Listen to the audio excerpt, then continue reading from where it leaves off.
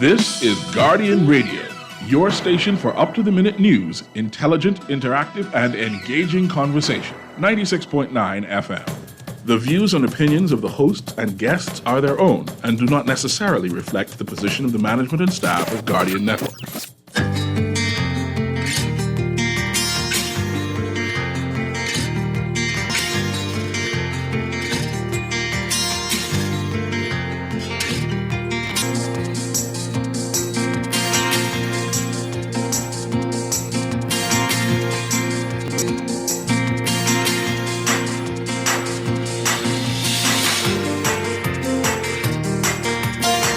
Good morning. Tensions in the F&M. Former Prime Minister Minnis accusing F&M Chairman Sands of hostile, divisive acts. The outgoing Commissioner of Police speaks, revealing a lot of what was happening during his tenure as Commissioner. And prices drop at least one service station in New Providence. It's all straight ahead this morning. I'm Dwight Strachan, and this is Morning Blend. Wake up, it's a new day. Wake up, it's a new day. It's the start of a new way. You know that it's the start of the end of the old way. Wake up, it's a new day. Wake up, it's a new day.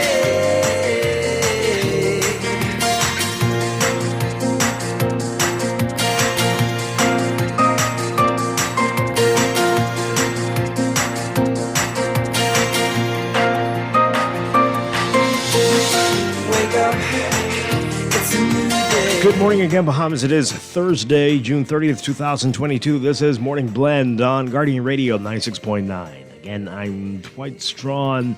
In a moment, Laverne Gardner will be joining us. Also this morning, we'll be talking with Shell Sun Oil about their summer promotion. You could get a chance to see John Legend perform live in concert or shopping sprees or more. We'll tell you what you have to do to win. And later, we're going to be talking with Bud Light. They've got an amazing promotion going on as well. And it's the final few days of that one. And a lot to talk about in business news as well. So a lot to get to this morning. But first, it's time for the overnight, the latest breaking news from while you're sleeping and the top national and international headlines this morning.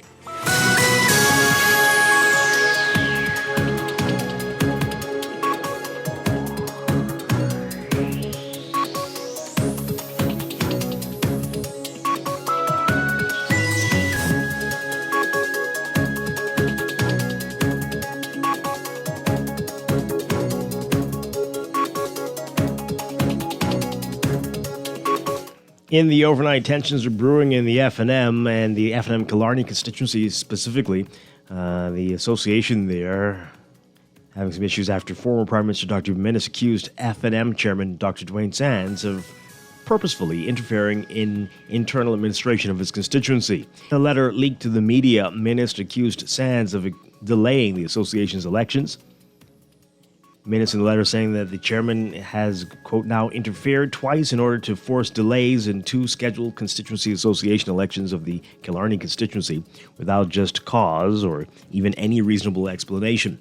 When I called you to discuss the imposed impasse, you informed me that you now propose to host a town meeting in Killarney prior to scheduling the long-delayed association elections. The association is holding a town hall meeting on July 5th where F&M leader Michael Pintard will be the guest speaker. The election of officers in Killarney was set to take place 2 months ago, but was delayed because the dates conflicted with the party's May conclave. The Nassau Guardian was told that the election is now set for July 19th. Nomination day is July 5th, the same day as the town hall meeting. Now, chairman of the F&M's Killarney Constituency Association, Sterling Clare, who helped Minnis win his seat in 2021, says there's nothing sinister about the delay of the association's election. He says there's no law, according to the F&M Constitution, that it was broken. He says everything's being followed and nothing is sinister. According to Claire, quote, I'm going to borrow a line from the PLP. There is only 1 leader. You can only have 1 leader. You can put that on record. The chairman said that. You can read more about this in today's Nassau Guardian. While noting that the judiciary is doing their very best to address the current backlog, Chief Justice Sir Brian Moree saying that many murder cases take long to go to trial because of months-long wait times for pathology reports and prosecutorial shortages. He says it's important to understand the criminal justice system involves a number of stakeholders who each have a role to play in the context of criminal cases. He says, quote, if we're going to reduce the time period it would take to dispose of a case, it is going to be necessary for all the stakeholders to be involved in the situation. He says, with the context of murder cases, one of the problems the courts is having is getting pathologist reports within a reasonable time. He says it takes anywhere from 18 to 24 months to get a report from the pathologist. And roughly 7,000 people working in the public sector will see increases in their salaries as a result of an increased public sector minimum wage. That's according to Financial Secretary Simon Wilson. He says 19,000 people are working in the public sector, excluding the Public Hospitals Authority. State Minister for the Public Service, Pia Glover-Rolls, says the increased minimum wage is important for Bahamians. She says wages in the country have failed to keep pace with the rising cost of living. The current global hyperinflation crisis has worsened the situation as well, she says, acknowledging that we cannot reverse years of wage stagnation and inflation within a single budget. But she says they believe this increase is an important first step towards providing some relief to public servants. And a man who was convicted of armed robbery, kidnapping, and possession of a shortened firearm more than a decade ago is seeking to reopen the appeal. Prosecutors allege that Sean Miller and others accosted Hamilton Dean, the manager of Jet Wash Laundry on Burnett Road, on May 28, 2008. According to the evidence, Dean was making preparations to close shop when Miller and another man held him up at gunpoint and ordered him into a car. The men drove to a gas station where they switched cars, ordered Dean to direct them to the home of the Jet Wash owner, Audley Dean. He complied, and the men went to the home in eastern New Providence when they arrived. Dean came out to greet the other men, and the men pulled a gun on him and robbed the entire Dean family after they entered the house.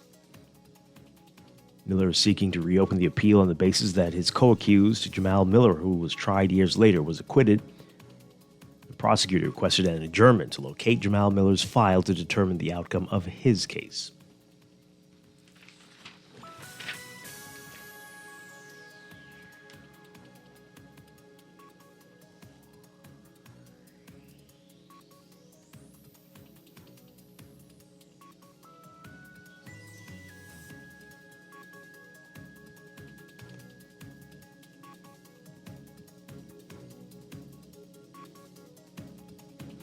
Overseas, Russia today pulling back its forces from a strategically placed Black Sea island where they faced relentless Ukrainian attacks, but kept up its push to encircle the last bulwark of Ukraine's resistance in the eastern province of Luhansk.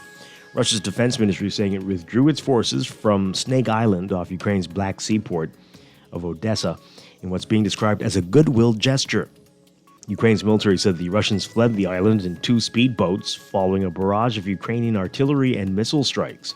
The Russian Defense Ministry spokesperson insisting that the withdrawal was intended to demonstrate that the Russian Federation wasn't hampering the United Nations efforts to establish a humanitarian corridor for taking agricultural products from the territory of Ukraine. Ukraine and the West have accused Russia of blockading Ukrainian ports to prevent the exports of grain, contributing to the global food crisis. Russia has denied the accusations and charged that Ukraine needs to remove sea mines from the Black Sea to allow safe navigation. Turkey has sought to broker a deal on unblocking grain exports from Ukraine, but the talks have dragged on without any sign of quick progress, with Kyiv voicing concern that Russia could use the deal to launch an attack on Odessa.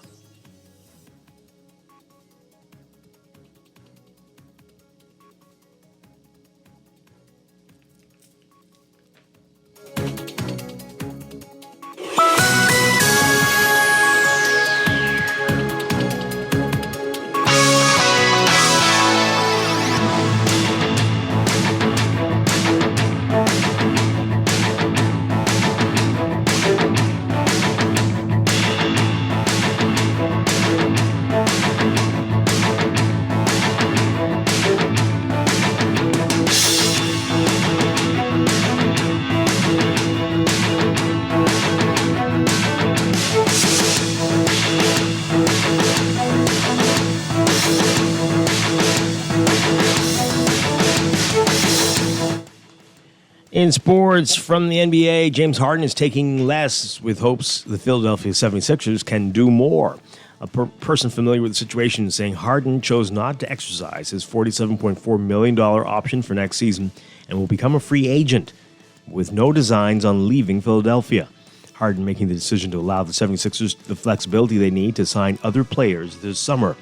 That's according to a person who spoke to the Associated Press on the condition of anonymity because neither side confirmed those plans publicly. That will be a major factor when the NBA opens the free agency negotiating window at 6 p.m. today, with Philadelphia among the teams that will be expected to target Miami forward P.J. Tucker, among others. The most likely scenario for Harden now is that the 10-time All-Star signs a new deal with Philadelphia for something close to that $47.4 million number after the team has addressed other needs and improved its chances of becoming a true championship contender in 2023. If Harden had opted in before his Wednesday afternoon deadline, Philadelphia would have had a much more difficult time in finding financial pathways toward luring free agents. The decision Wednesday backed up what Harden said in May when Philadelphia's season ended in the second round of the playoffs, a 6-game loss to top-seeded Miami. Harden said that night when asked about his future, quote, "I'll be here. Yeah, I'll be here. Whatever makes this team, whatever allows this team to continue to grow and get better and do the things necessary to win and compete at the highest level." Harden is a 3-time scoring champion and averaged 22 points and 10.3 assists during his time with Brooklyn and Philadelphia last season. The 7-time All-NBA player was the 2018 NBA MVP and a member of the league's 75th anniversary team. That's sports, and that's the overnight. Time for your first look at weather.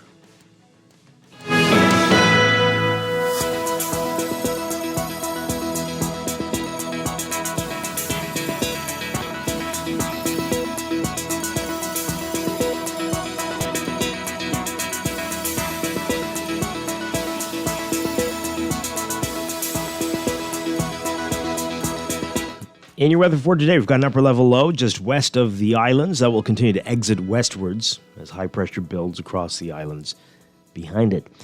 Beachgoers should exercise caution due to the risk of rip currents along East Coast beaches, and boaters should be alert for possible water spouts. Once again, everyone's being reminded to remain hydrated and limit outdoor activities due to high heat indices in the triple digits today.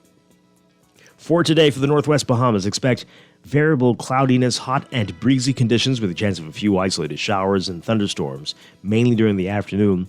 Mostly fair, warm, and a bit breezy tonight. Small craft should be alert for gusty winds and higher seas in or near heavy showers or thunderstorms. Winds east to southeast at 15 knots, seas 3 to 5 feet. For the central and southeast Bahamas, mostly sunny, hot, and breezy to windy with a slight chance of an isolated shower or thunderstorm, turning mostly fair, warm, and breezy with a possible stray shower tonight.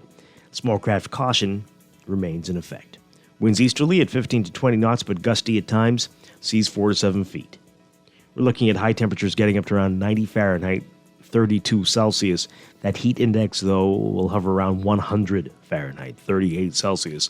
Overnight lows tonight getting down to about 79 Fahrenheit, 26 Celsius.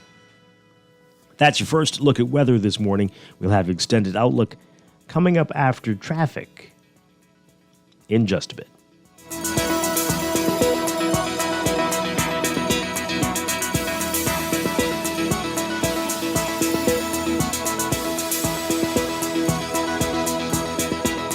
It's time for a break, but when we come back, we're discussing the day's top stories right here on Morning Blend on Guardian Radio 96.9, your home for fresh news and smart talk all day.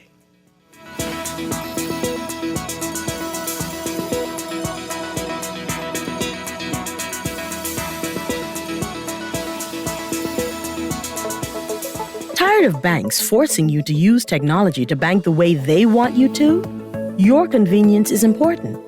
So no matter what your banking needs, Commonwealth Bank's friendly staff are always available in branch for that personal one-on-one service. But when you choose technology, our online and mobile banking app offers you state-of-the-art functionality. The choice is yours. Commonwealth Bank. Bank the way you want. Technology serves to make our lives better, so why not your business too? At Custom Computers, we've been maintaining our knowledge and relationships with top tech companies since 1987 and carry only the most trusted brands like Apple, Microsoft, HP, and more. No company has helped more businesses build reliable IT systems than Custom Computers. You name it, we've done it. Call 396-1101 to talk to any of our business experts. Find trust in your tech. Count on Custom Computers. When faced with an illness like cancer, we band together.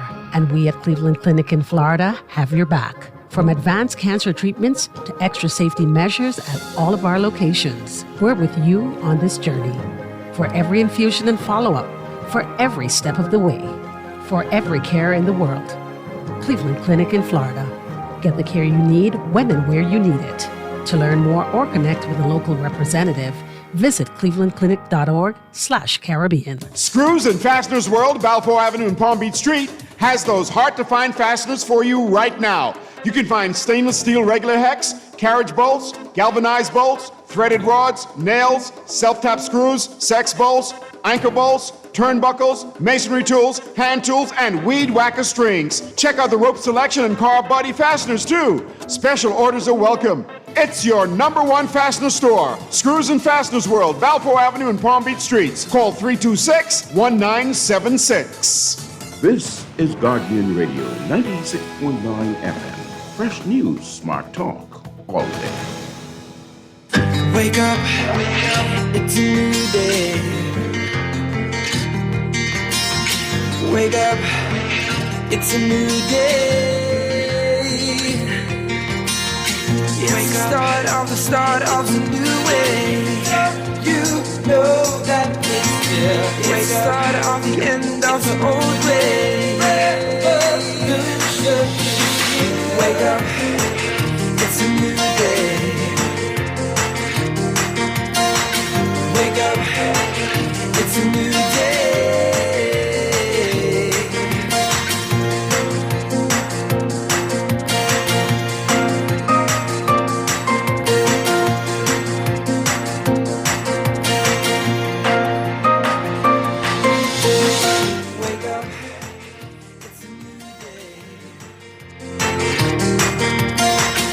Welcome back to Morning Blend here on Guardian Radio 96.9.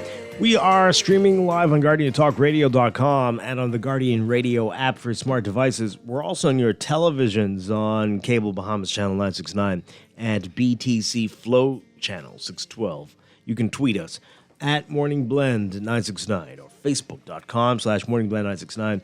Text us on the Guardian Radio text line powered by BTC 422-4796. Remember, standard text rates apply. Once again, I'm Dwight Strachan. Joining me now, Laverne Gardner.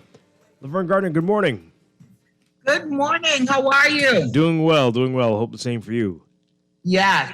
Wonderful, wonderful. We have a lot to talk about this morning. Glad that you can be here with us to get through it all.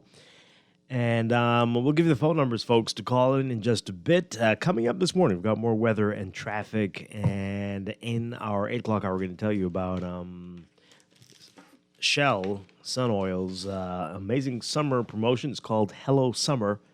And you can use that money that you're spending on fuel to help you to win possibly some very amazing prizes, including a trip to Vegas to see John Legend perform live in concert. That sounds pretty cool. And there are other great prizes as well. So we're looking forward to hearing more about that. And later in our 9 o'clock hour, we're going to be talking with Bud Light. They've had a promotion going on for the past few weeks, and it's coming to an end. And so that means this is the last few days for you to, it might even be the last day, for you to possibly win a brand new car in that promotion. And there's a lot to talk about, including gas prices at one station, one service station going down, dropping below $7 to ease the burden of motorists. We're going to talk about that. And some of the drama up there where you are, Laverne. There's a lot just... Is it the heat, the summer heat, getting everybody a little I don't know what you're talking Oh, about. yeah? Well, what word would you use to describe what's happening up there? Rich people problem. Oh, well, the dramas with the not rich people go through, but the rich people. Yeah. Okay, all right. Well, I get you on that one. All right, so we'll get to all of that this morning. Let's begin, though, with what else is in the news.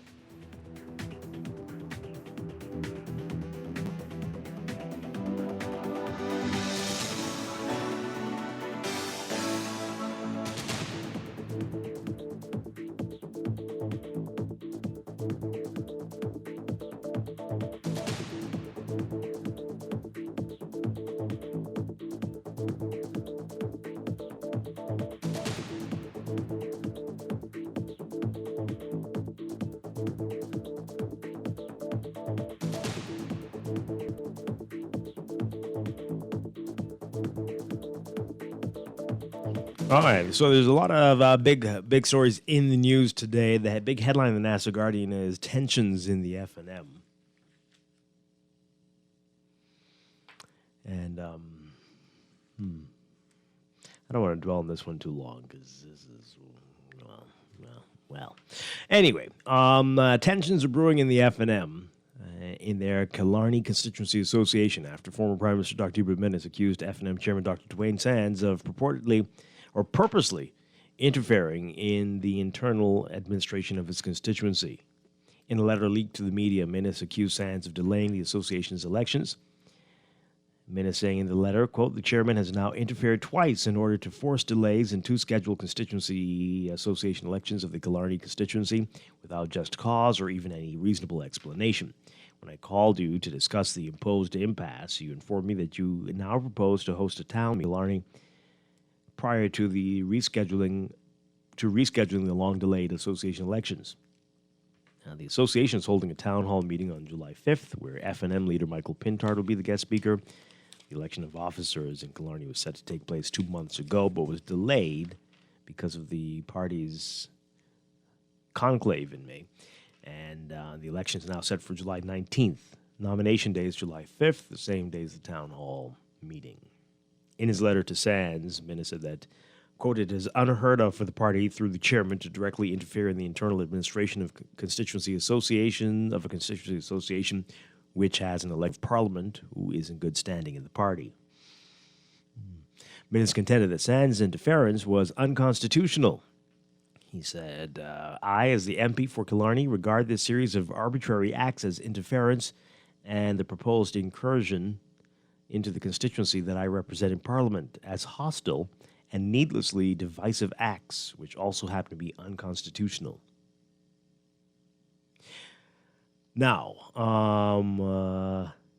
there's a lot in here about what Minnis is up to and what all this stuff is going on. But the chairman of the F&M's Killarney Constituency Association, Sterling Clare, he says there's nothing sinister going on with the delay. He says, quote, there's no law according to the F&M Constitution that was broken.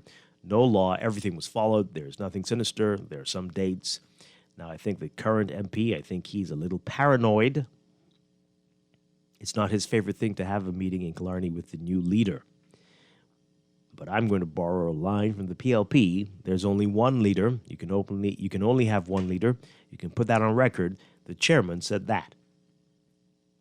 Now, this story notes that the chairman, Sterling Clare, helped Minnis secure that seat in the last election.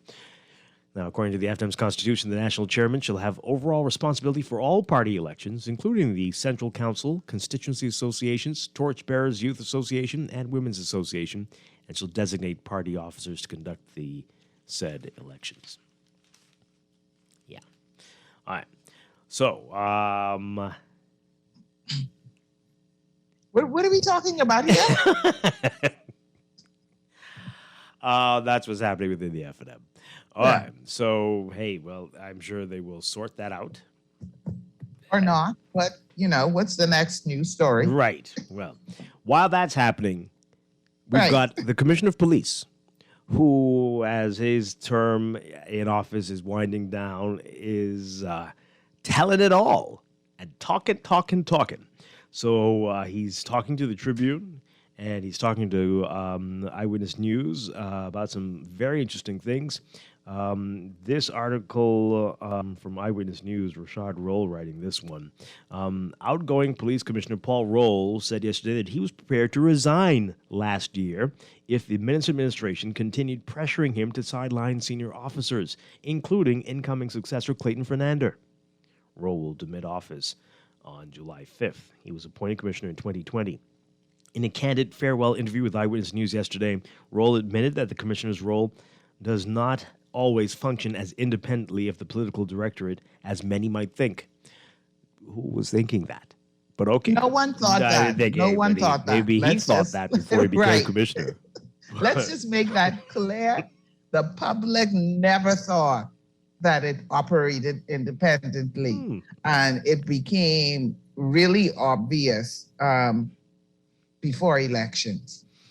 Another one of the many obvious times. But yes. Now, he said that he demanded that the Minutes administration present its directive in writing when he was pressured to continue sidelining Deputy Commissioner Fernander, Assistant Commissioner Limon Delaveau, and Assistant Commissioner Ken Strachan.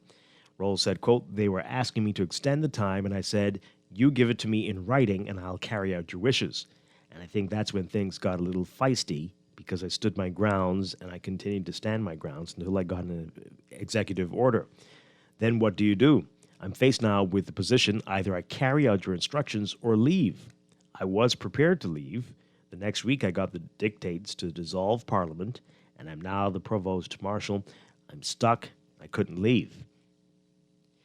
Now, the treatment of Fernander, Delaveau, and Strachan, some of the controversial matters of Roll's tenure as deputy commissioner and commissioner of police.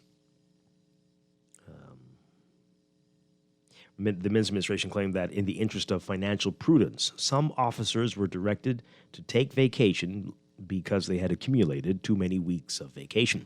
The administration claimed it did not want to pay out a lot of money in overtime fees because officers reached retirement with a lot of available vacation days. The purported policy was not applied evenly, though.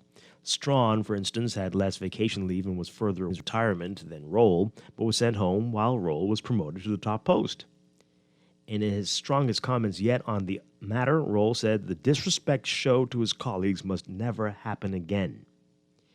He said, quote, "You all saw what happened, and some of my colleagues were placed on leave, okay, unceremoniously. I would add, I never supported it. I kept trying to find out why. I could never get an answer. I challenge anyone to prove me wrong on that. Now you come and you interview me next week. I may say some more, but I'm still commissioner and I must guard that." Oh, he's saying, now you come and interview me next week. I may say some more, but I'm still commissioner and I must guard that. Wow. Well. He says, quote, "I must guard the heritage of the office of commissioner." Roll said he tried several times last year to bring back the group of officers, but was rebuffed each time. He said, quote, "I tried it again in March, tried it again in May, and again in June. We had a deputy commissioner that was retiring, and I said I need help. I was carrying this, and I said I'm going to bring them back, and I was prevented from doing so. So when we appointed people to various posts, I did not have anyone on my team with CID experience." He continued, quote, "In the process of time, Fernander was treated poorly. I go on record saying that. Him, Limon Delaveau, Ken Strachan, they were treated poorly. I say if you come to me next week, I might say more, but you push me, push that button. What's happening here? This is okay. Anyway, notwithstanding the vast control the Police Act provides the commissioner to determine the direction of the force, Roll claims he had no choice but to follow the directions of the Minutes administration. He said, when asked about the independence of his role, quote, "Because you see, the thing is you have cabinet. I still have to carry out the wishes of cabinet, so you're not really independent. The government makes policies. I'm independent for running the force, so he can't tell me not to put someone before the court that is vested in the authority of the commissioner. He may not like the fact that I'm doing an investigation and try to influence that. I say, no, I'm not listening to you. But when it comes to administratively, that's a different kettle of fish, eh? So people tend to get those mixed up. You have to carry out the wishes, and that's why I said to them, give it to me in writing." Roll said he initially planned to resign last year because he was frustrated.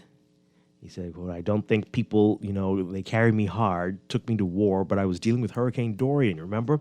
And then we end up with the pandemic, And then we had all of these different rules that I had to enforce. And then on top of that, you began cutting my budget. And I suffered 4 budget cuts. And then we had officers leave. I couldn't hire.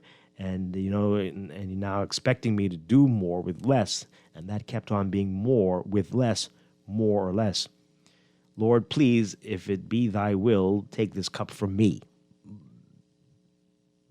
But it wasn't his will. And when the government changed, I said to the Prime Minister then, listen, my time up next year. And okay, and that's the article there. Wow. Oh, boy. Okay. So that's a lot. That is more. So, you know, if you come to him next week, there may be good Lord, more. what more? Wow, right? So, you know, it's kind of hard to see that and then to hear about the little foolishness going on in the F&M Killarney constituency. Like, seriously, please.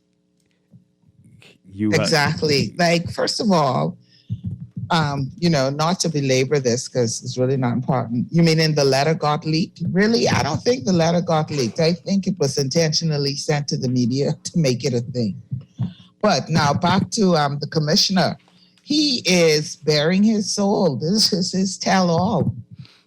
Everything that he experienced in the last year, I guess he's just trying to make the public. He's about to retire and live amongst these people.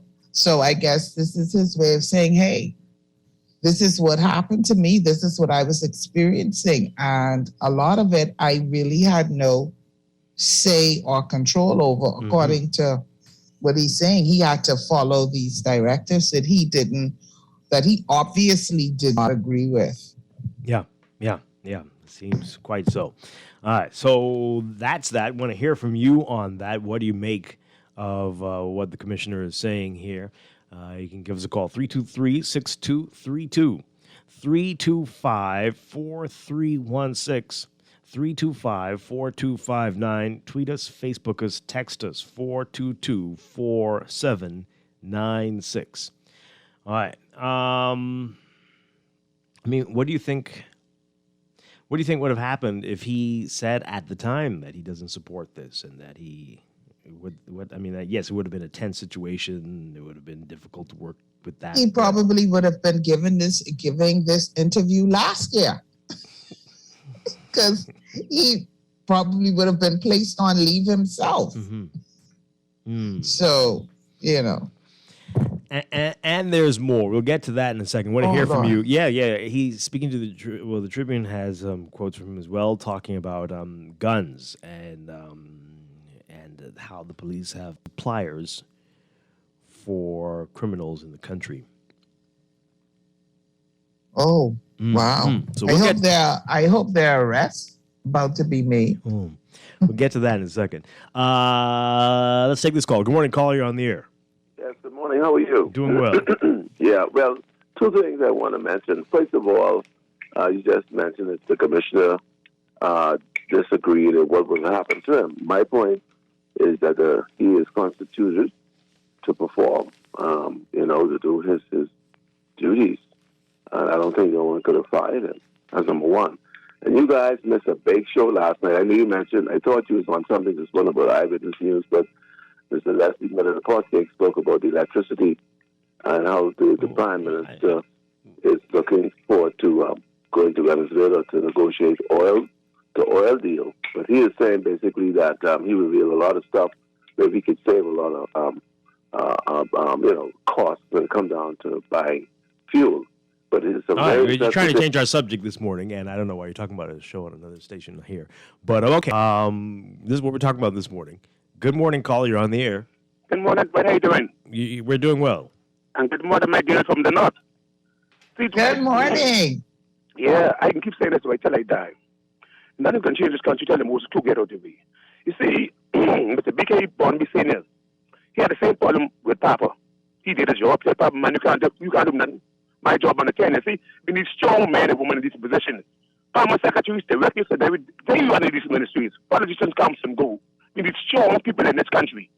We are a good country, but our country is not managing properly. Because how they spend our money is They never spend their money like how they do things and waste money and do things. See, like the caller for me said, but before I know, I think the job was under. See, when I say a long time, the commission of police should be voted in. See, it's the reason why I be saying the things now. So the people, we should have the power to move them, like how they do in the people in the U.S. Keep buying them, destroying America's family, but they fund the police and do what kind of nonsense. The people destroying the place. You need law and order, Dwight. And I just hope the rest of the PSS and these public service do it when the election comes and go, man. And time take my call. Okay. All right. Thank you very much. Yeah, that's interesting. It keeps coming up to vote for the commissioner or to vote for directly for the attorney general. That would be a very different system, especially for the AG. But definitely interesting to have the conversation. Good morning, caller. You're on the air. Good morning, Glenn. Hi. Good morning. You opened up your morning with Colin, I think it's Miss Archer, talking about how dangerous when we experience ignorance in action. And I'm beginning to equate what he's been saying this morning to basically just about a whole lot of stuff that's going on. Kalani, ignorance in action. The Commissioner of Police, whatever happens to Jerome Avenue, ignorance in action. I think we are really suffering from that a lot in this country with our leaders, you know, because they seem to shoot and then aim. They don't take the time and see what the situation is, let the people know what their plans are, so we could all be on board. How much do you think we're suffering in this country from ignorance in action, Dwight? Well, you don't want to answer that. Well, it's a lot. Thank you for taking my call. Thank you very much. Appreciate it. Well, let's take another call. Good morning, caller. You're on the air. Morning, Dwight. Good morning, Laverne. Hi. Good morning. Morning. What you see, the Commissioner of Parole is saying, that's what the Bahamian people were saying all along, you know. We could have seen politics played a big role in what was happening when it was the Ken Strachan and Clayton Fernando, okay? Now, it's all good and well that he's coming up now speaking of what happened, this and experience. The fact is he should have taken a stand, you know, because politics is going to replay again. Now, the Commissioner Clayton Fernando, soon to be commissioner, okay? He's going to sit in the seat that he now sits in. What's the change here? The same thing that he went through, this other one is going to go through the same thing, because at some point you have, how in the world you could have the government hand in the I mean, you control the courts and all that. This could go so far in detail, it ain't funny. You know, politics has to know where it lies, okay, where to take its place. And I don't think politics should never, ever play when it comes to commissioners of police. They should be able to do what they're doing independent of politics. Okay, what are you speaking and saying? And like he said, there's more. So I hope the Tribune and the media visit him today before he forget the more, so he could tell us what else take place. Because that's horrible, you know what I mean? Yeah. And I hope Clayton Fernando, commissioner to be, I hope he's listening, and he now is going to separate his politics and not allow this administration to control him, because if you controlling the commissioner, you have to definitely controlling the courts too. What's the separation there? You controlling the courts, and that's why we having so much things happening in this country, because we always saying it. We say when those guys get moved on, it has to be politics, and now it's so sad it was. And back then he couldn't speak it, and I'm quite sure they were holding him responsible and saying he had something to do with it, but now he's saying it wasn't me. Okay? And that's good and fine. Thank you very much. I appreciate it. All right. And one more call before we get to your text messages. Good morning, caller. You're on the air. Hey, good morning, Dwight. Hi. And Laverne. Good morning, Laverne. Good morning. How are you? Fine, thank you. Yeah, Dwight and Laverne. Well, for my little short stay in this Commonwealth of Bahamas, right? I'm Commissioner of Police was never independent, in my view, up to, the last possible Commissioner of Police who was independent or had some form of attitude of an independent commissioner, that was B.K. Barnaby, as far as I'm aware of, right? but everybody what came after that, right? They was politically, right? And from that trend started, it just continued to get worse and worse, and that's where we are today. But the politician plays a big role in how our police force, defense force, our prison, every form of our civil service function. The politics plays an unfortunate big role inside that. And until we could find a way to liberalize or free up some of these involvement directly with the politicians, then it can be family, lovers, and friends straight through down the road. Wow. All right. Thank you very much. That's the question. Are we learning anything from all of these things, right? This happens, and as the previous caller said, what will that mean for the incoming commissioner and the ones who come afterward? Are we going to learn any lessons from this or try to play the game better? What, indeed. Okay, let's read some of your messages, and we've got to take a break, and then we want to get to some of the other things he's saying, the commissioner. Here, okay. This person says here, Dwight, the commissioner of police should have resigned. This reminds me of those people in the Trump White House. Let's see how the former Minister of National Security responds to this. Well, okay, I hear you. This one says here, I think, what? Where is this coming from? This is for this show? That's something totally different. I don't know what's going on here. This person says here, what is done in the dark must come to the light. That's all the text says there, okay. Do you think this nation could take minutes and dames again? That's a question on the text line there. Okay. All this proves is that tenure means nothing. It's all a game. Another one here. The more I hear about menace and crazy stories, the more puzzled I am. And I understand why Ingram waited until 2 seconds before midnight to say, well, I guess y'all could vote for him. Is that how he did it? We in the public had no exposure to menace, but the internal people knew all the crazy nonsense that was coming. Why they put him on us? Well, some tried to warn us. Some tried.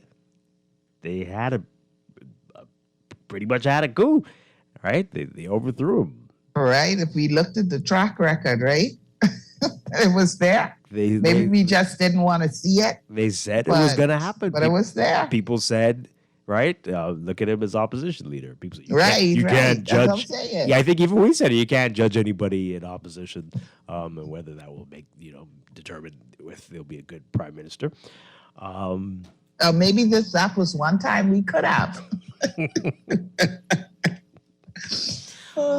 Oh boy. Well, I don't think it'll be the last, but okay. This one says here, go back to the recording when Commissioner Roll became commissioner, the celebration of the, I don't know if I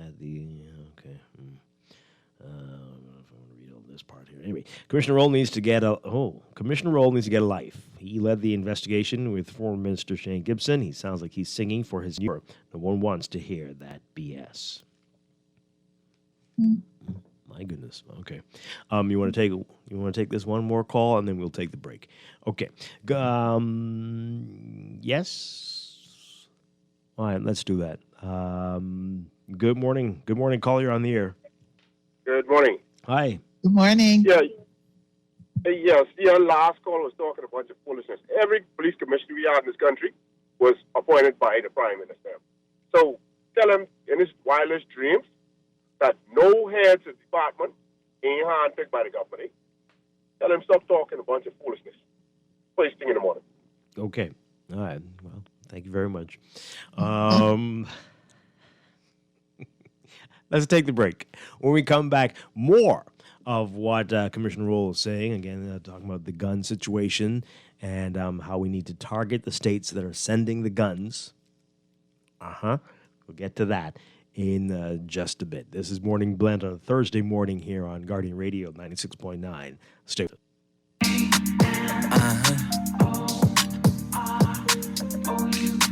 And I can put you in. I can put you in. I've been throw up the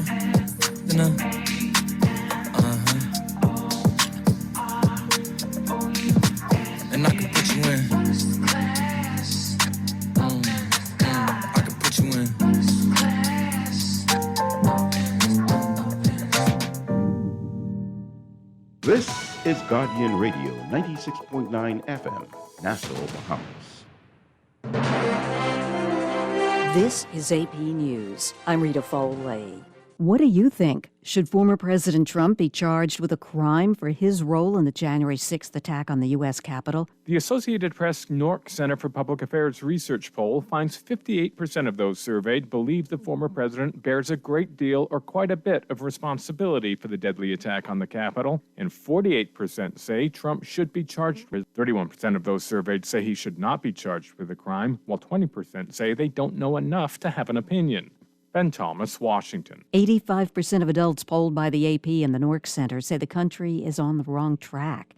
Experts say he could try to argue that his conversations with then President Trump are privileged, but former White House lawyer Pat Cipollone has been subpoenaed by the House January 6th committee. The AP's Sagar Magani. The subpoena came a day after former White House aide Cassidy Hutchinson told the panel Pat Cipollone warned 3 days before the riot that the president should not try to intervene in Congress's election certification. We have serious legal concerns if we go up to the Capitol that day. And the day of the riot. We're going to get charged with every crime imaginable if we make that movement happen. The panel says Cipollone may have information about bids by Trump allies to subvert the Electoral College. Sagar Magani, Washington. President Putin is denying that he's adjusting his war strategy after the Russians failed to take Ukraine's capital of Kyiv in the early days of the war. Putin says this morning everything is going according to plan. Promise of continuing support for Ukraine from NATO leaders who've been meeting in Madrid. President Biden is there. He'll hold a news conference this morning. No arrests yet after a woman was shot dead on New York City's Upper East Side while pushing a baby stroller. The baby wasn't hurt. This is AP News. Now to Texas and what the governor is doing after those migrants died in a sweltering truck. Texas Governor Greg Abbott is taking steps to respond to the deaths of dozens of migrants inside a sweltering tractor trailer. Abbott is setting up more checkpoints on highways, targeting trucks like the one that was used where these people perished to make sure that we will have a better capability of perhaps stopping future trucks like that. The Republican governor says many of these deaths could have been prevented if President Biden fully funded the Border Patrol operation. He pointed out the truck passed through a border checkpoint. It was not inspected because the Border Patrol does not have the resources to be able to inspect all of the trucks. And as a result, the ability of saving those lives. The truck was registered in Texas, but had fake plates and logos. I'm Ed Donahue. And I'm Rita Foley, AP News.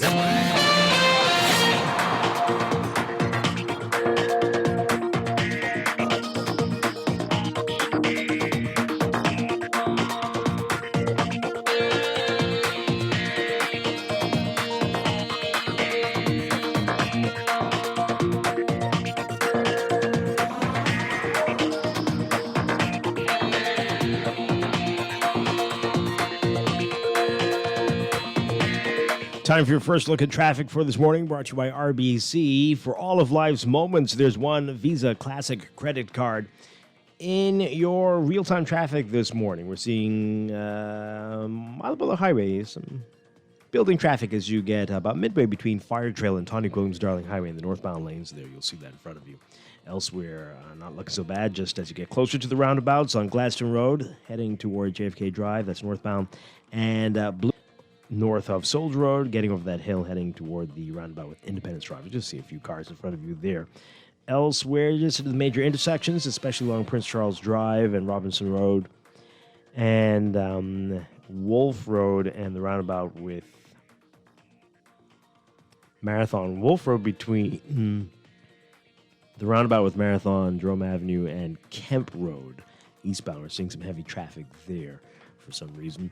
And at the intersection of Wolf, Soldier, Bernard. That's Nothing you can't handle, but some building traffic here. Carmichael westbound, seeing some building traffic on the way to Coral Harbor Road as well. That's your real-time traffic right now. We'll have another update for you after the 8 o'clock news. That's your morning blend traffic alert brought to you by RBC. Experience cashless purchasing power and chip and pin security with your RBC Visa Classic credit card. Manage your day-to-day expenses and apply today at rbc.com/Caribbean/Visa Classic.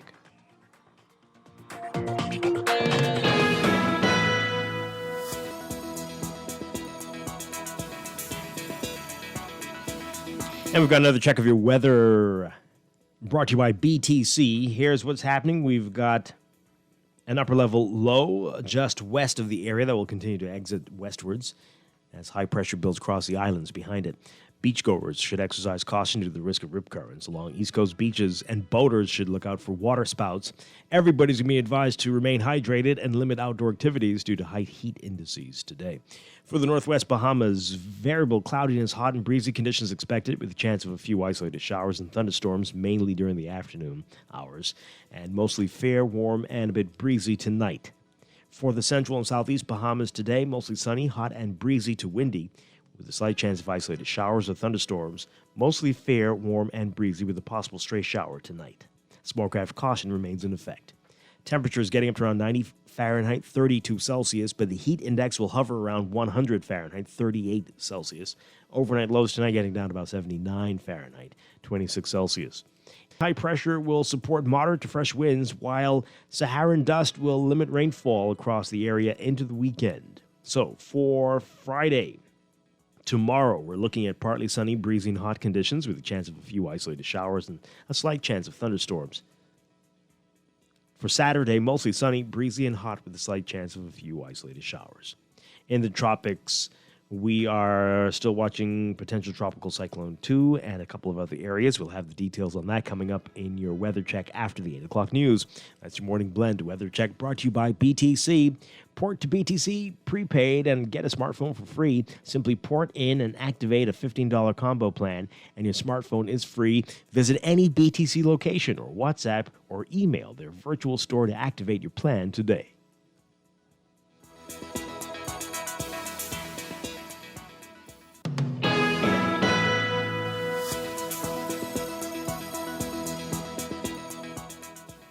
Are you an attorney with a joint practice operating from one location?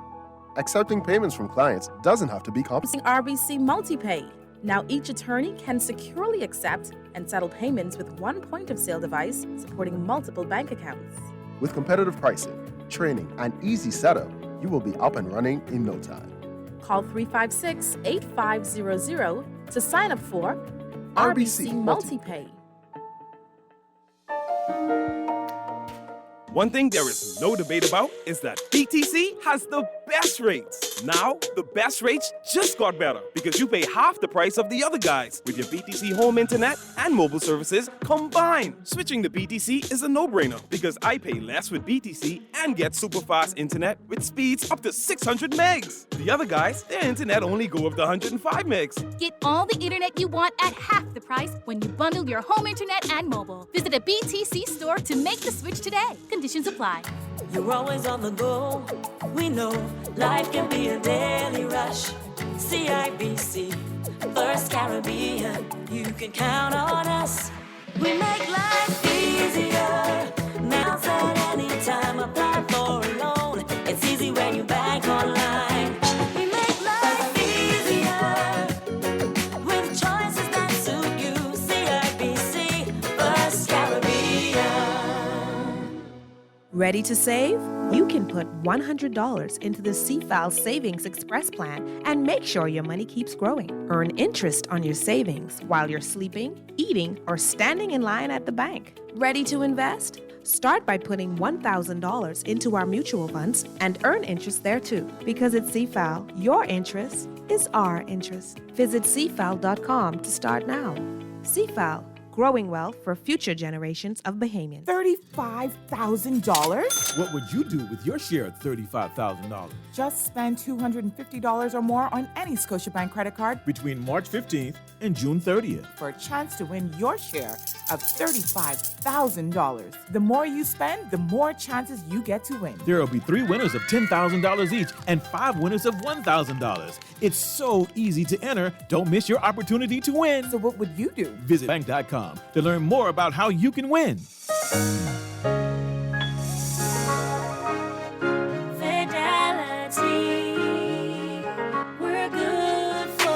We know how important collecting your money can be to the success of your business. Start your relationship with Fidelity today so that we can show you the many options available to you with our merchant services. From click and pay options online to merchant terminals and e-commerce options. We're here to help your business succeed. For more details, speak to one of our business development officers at 356-7764 in Nassau or 352-6676 in Freeport. Visit our website at fidelitygroup.com or visit any of our branches.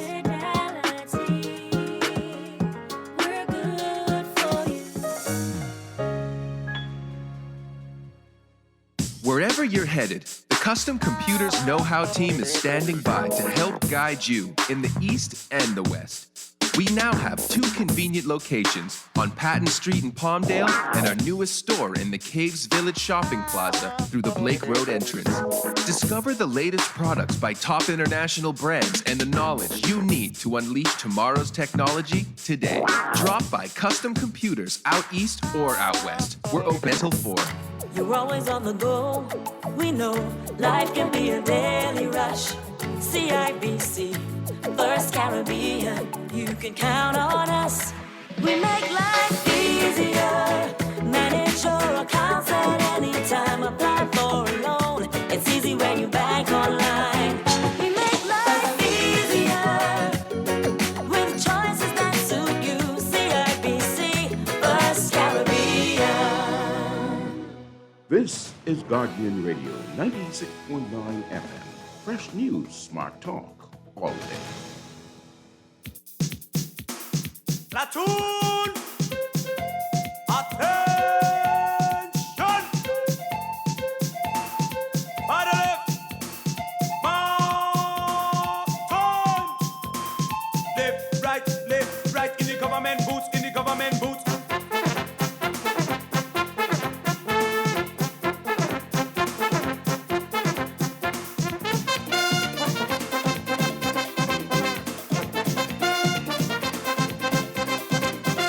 Many guns in this town.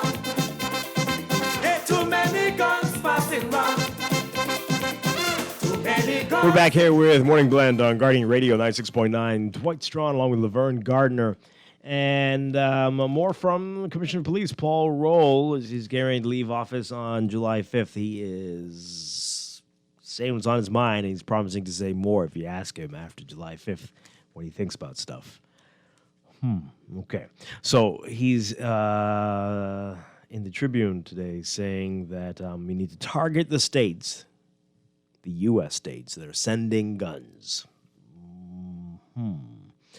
Roll says police have identified key suppliers for Bahamas criminals. The Royal Bahamas Police Force has pinpointed 3 U.S. states as points of origin for illegal guns that are turning up in the Bahamas. According to Police Commissioner Paul Roll, literally all of the, this is a quote, literally all of the illegal weapons that we have recovered are traced back to either Florida, Atlanta, I guess he means Georgia there, or Texas. Now, despite best efforts to get a hold of the problem, Roll admitted the gun situation is a revolving door because, quote, as you get them, the next shipment of guns is there. And part of the issue has come down to some Bahamians engaging in straw purchasing to acquire the weapons. A straw purchase is an illegal act in which a gun is bought by one person on behalf of someone else who is legally unable to make the purchase themselves. Okay, got that? Yes, Yeah? got it. Okay. So it's like if you could purchase a gun, but I can't, and you purchase it for me. Right. Okay. Yeah. Given that the majority of murders in the country are the result of gun violence, Roll says that a major focus of his administration has been to crack down on illegal guns. In 2021, the police discovered or seized 277 firearms in the country. He said that the issue does not solely lie with the police. He says, quote, "We are doing our job. Are we going to get all the guns? No. But the frustrating thing is as soon as you get them, the next shipment of guns are there. So it's an ongoing thing. That's not a police responsibility. Someone else is responsible to interdict those doggone guns coming into this country, not the police." But everybody is saying, well, what are the police doing? Well, not everybody's saying that. Some of us are saying people want the guns because those states aren't, pretty sure they're not sending them. They just aren't like, Right. That's not like, one hey, of their we have industries. some extra guns. Yeah. I know what we could do. Why don't we just send them to the Bahamas? No. There's a market here, right? So there's a market here. If there wasn't a market here, we people wouldn't have who are this issue. selling guns, they're in the business of making money. If there wasn't a market here, they wouldn't be selling them, regardless of the state. Yeah. It wouldn't be coming here because because there's no market for it. There's a market here because at the core of it, we have to look at ourselves. We're violent people, and our weapon of choice seems to be a gun. Absolutely. And as I keep saying, even our little boys and probably little girls are obsessed and know them and like them and love them and brag about going to gun ranges and love how it feels and how amazing it is to hold one.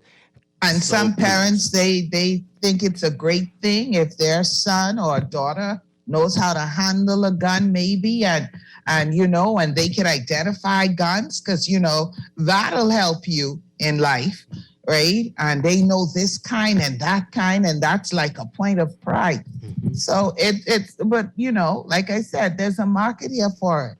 So we have to get to the root of it. Now, the part where he says that's not the police, they're coming in. Okay, so it's who then? I'm getting some text messages. People are saying that borders? Too. Well, I don't know if he means the Defense Force. I'm not sure who he's talking about. But let me read more. He says, quote, "I don't hear anybody blaming anyone else. Nobody's holding anyone else to account. But if we are getting 300 illegal guns off the street today, the police are certainly doing their jobs. How are these guns getting in here? Are you saying that the police are supposed to stop these guns from getting in here? Deal with borders. Uh-oh.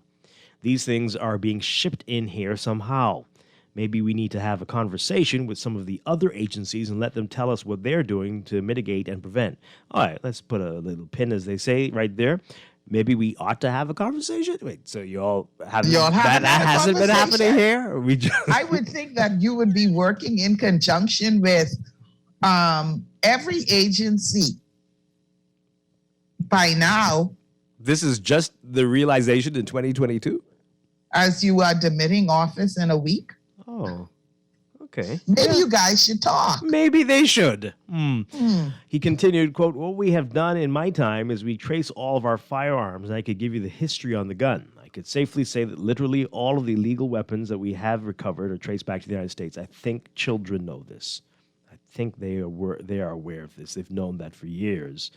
But okay. Quote, "Either in Florida, Texas, or Atlanta, they are the hot spots where we tend to find persons purchasing guns and they smuggle them into the Bahamas. So what I've done is we have partnered with other agencies in the United States, and we have been targeting those persons because, you see, when you do the trace, some of the same names are showing up." Hold on, Dwight. You're partnering with the United States, but you've not had a conversation with the other agencies here in the Bahamas to see how you could work together? Go into the source. Laverne. Okay. Yeah. Okay. Mm-hmm. Yeah. Now, based on the information that turns up in these traces, Roll says investigators have been able to narrow down some gun traffickers. It's an issue that Prime Minister Philip Davis says he would raise at the Summit of the Americas earlier in the month. Roll went on to note that the measures that allies in the U.S. have taken to assist the Bahamas in the Bahamas' fight. He says, quote, "You see a lot of the discussion going on now, and even the Prime Minister is saying that we need to do more. So what they're doing now is making it a little more difficult for youngsters to get guns because they have been having their problems with these mass shootings." That's one issue. But the issue for us in many instances are the straw purchases. So you go to the States, you can't buy your friend, but your friend lives there. And you say, man, I need these guns. Let's go to the pawn shop and gun show. And he could purchase the gun because he can't. And then he gives it to you. What we have been asking them to do is make it a little more difficult for him to go and buy the gun in the first place. Well, who? The friend who lives there? Or I'm assuming so. The friend who lives there make it a little bit more difficult. Okay, so when we get this gun, right, through the illegal means, the straw purchase, are you packing this like, you not putting coming it in your through carry-on the airport or with you check luggage? So he says, so quote, he now has to go and submit documents. He then has to wait. The waiting period allows the authorities in the States to check him and find out who he is. We said you can only purchase 2 in a month's time, but we noticed that this fella has been buying guns regularly. Why is he buying these guns? I'm saying that this is part of the investigation to help mitigate. Okay, that's an interesting strategy there. Every week you're in here buying guns. You got a problem. Yes, okay. He says it's not only the Bahamas, it's the Caribbean. All of these countries are doing that, so it's an enterprising thing. Earlier this month, the Prime Minister said that all we want the Americans to do is, as they promote their right to bear arms, to take into account that the right to bear arms, in our view, ought not to be a right to traffic arms. And this is the Prime Minister said he was going to raise that issue. Okay. Interesting points here. Let's get your reaction to all of that. I think people, for the most part, knew that was how it's getting in here, but he's saying the other agencies need to step up and, I guess, be more vigilant in making sure those guns don't get here after they're purchased. But again, as we said, the market is still huge here, and that's a long-term thing to get people out of that mindset. Absolutely, that's not going to happen overnight. But what can we do in the meantime? Well, it looks like we could first start with these relevant agencies all coming together and having that conversation, Right. We could start there. Yeah.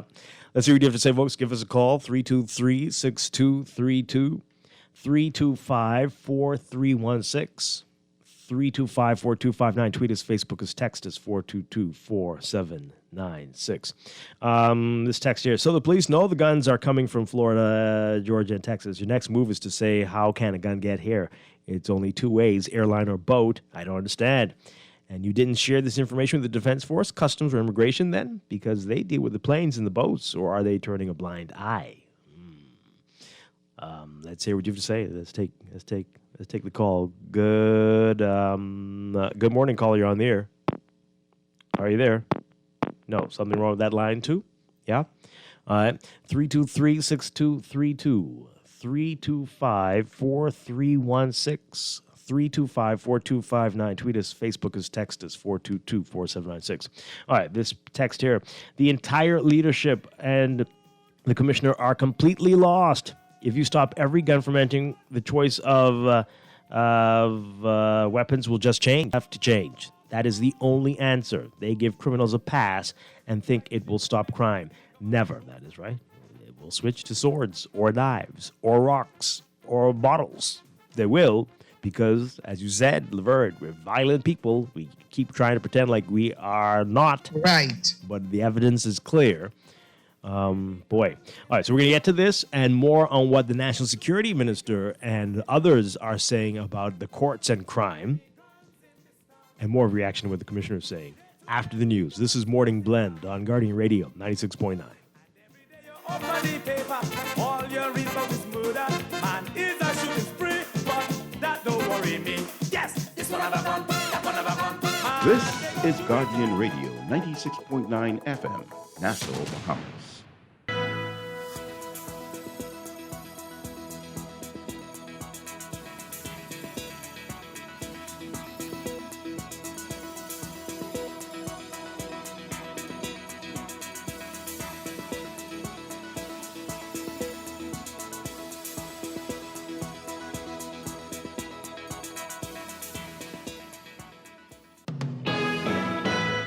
Welcome back to Morning Blend here on Guardian Radio 96.9. We are streaming live on GuardianTalkRadio.com and on the Guardian Radio app for smart devices. We're also on your televisions on Cable Bahamas Channel 969 and BTC Flow Channel 612. You can tweet us at Morning Blend 969 or Facebook.com/Morning Blend 969. Text us 422-4796.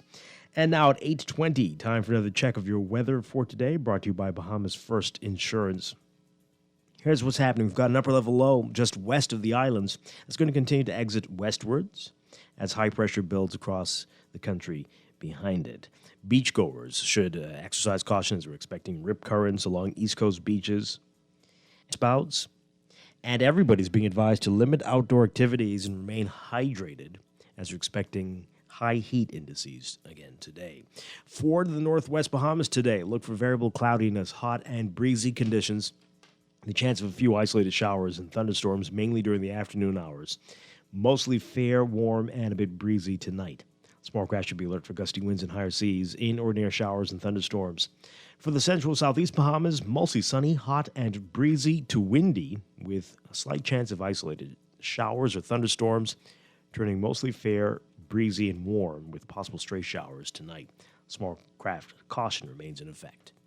Temperatures getting up to around 90 Fahrenheit, 32 Celsius, but the heat index will make it feel like 100 degrees Fahrenheit, 38 Celsius. Overnight lows tonight getting down to about 79 Fahrenheit, 26 Celsius. In your extended outlook, building high pressure will support moderate to fresh winds, while Saharan dust will limit rainfall across the area into the weekend. So for Friday, tomorrow, we're looking at partly sunny, breezy, and hot conditions with a chance of a few isolated showers and a slight chance of thunderstorms. Saturday, mostly sunny, breezy, and hot with a slight chance of isolated showers. In the tropics, we've got Tropical Cyclone 2. We'll get to that in a moment. We've also got a low pressure area over the western Gulf of Mexico. It has a medium chance, about 40% chance, tropical cyclone formation through the next 5 days. And a tropical wave over the western tropical Atlantic showing a low chance, about 10% chance of tropical cyclone formation through the next 5 days.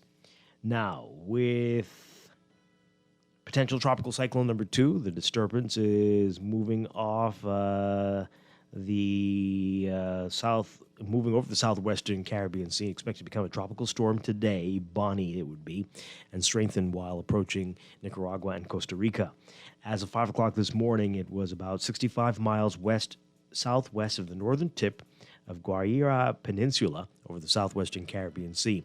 Potential tropical cyclone 2 is moving toward the west near 20 miles per hour. On the forecast track, the system will move across the southwestern Caribbean Sea today through Friday and then emerge over the eastern Pacific Ocean on Saturday. Maximum sustained winds are near 40 miles per hour, with higher gusts and strengthening is forecast during the next few days. No threat to us, any of these systems right now. No threat to the Bahamas at all. Just letting you know that the tropics are quite at now. But that is your Morning Blend weather check, brought to you by Bahamas First Insurance, still the first and only local insurance company and agency network that lets you buy car and home insurance 100% online. Try it at bahamasfirst.com.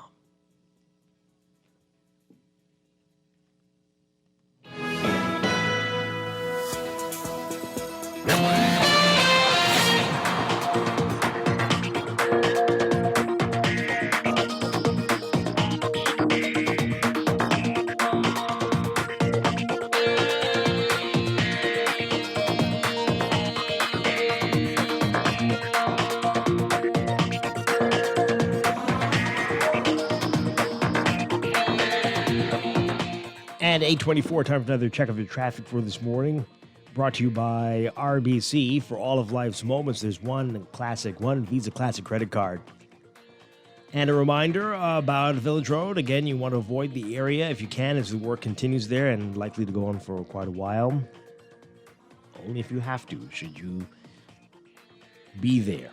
Right now, in your real-time traffic, we're seeing heavy traffic at the intersection with Village Road, Soldier Road, Bernard Road, and Wolf Road.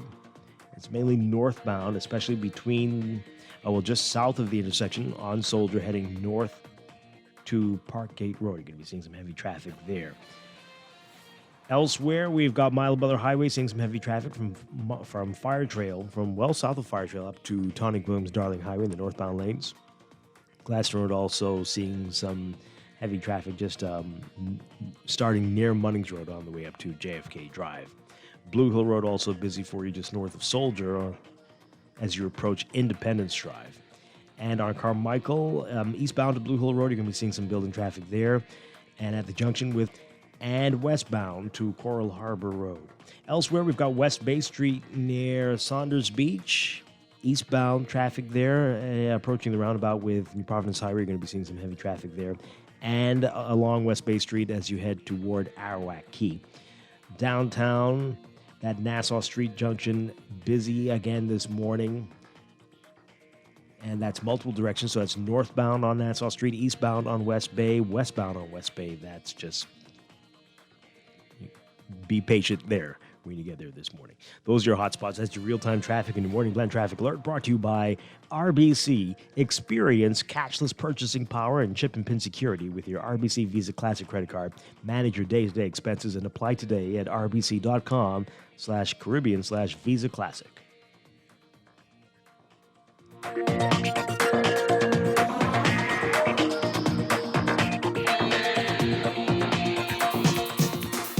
Platoon! Attention! By the left! March! Left, right, in the government boots,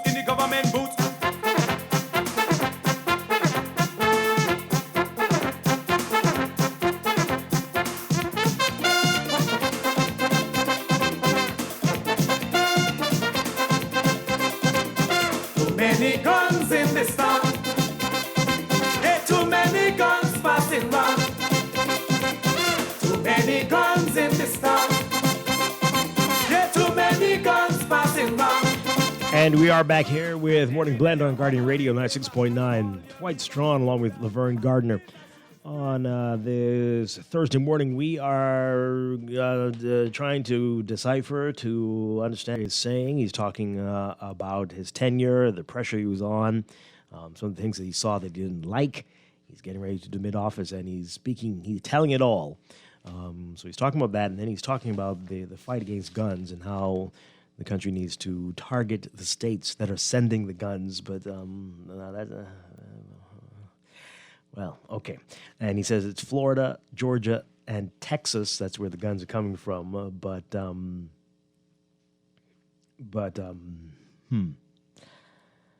Yeah, so we want to get your reaction to this, folks. Give us a call, 323-6232, 325-4316, 325-4259. Tweet us, Facebook us, text us, 422-4796. Lots of text messages, Laverne, on this. Somebody says here, we're always going back and forth about where the guns are coming from. Dwight, you're wasting your time. Too much money in this. This go way too deep. You'd be surprised who's involved. Well, I don't think we would be surprised. But again, we know that this is going to continue to be a challenge. Right. For as long as the desire is there. And we got some people who desperately want to have weapons. Yeah. Demand and supply. Yeah.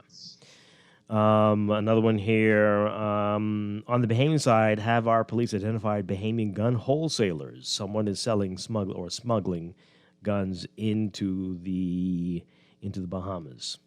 Right, because they're being shipped here. Who's collecting them? I mean, I don't think you can call them wholesalers. They're just smugglers. That's all. Right, but I'm just saying, somebody. Yeah. They're being sent to someone, right? And then they're being distributed to different communities. Mm-hmm. So do we have like how we've narrowed it down to the states that are sending them here?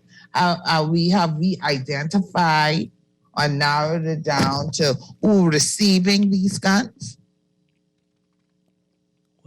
Hey, so these people, when you arrest them with guns, they don't talk, and they don't tell you who you got it from. And when you get that person, you go to the other one, and, we're going to add on, if you don't speak, we're going to add on 10 more years, 20 more years, 30 more years. If you don't do this, squeal now, or what? They don't snitch. Is that how it works? I guess not. I don't know. I'm just saying, if we're able to trace the guns to the point where we can say point of origin, shouldn't we also have that information? And maybe he can't say it, but I'm just saying, you got to know. If you know the origin, then you must have some idea of who may be involved. Yeah, yeah.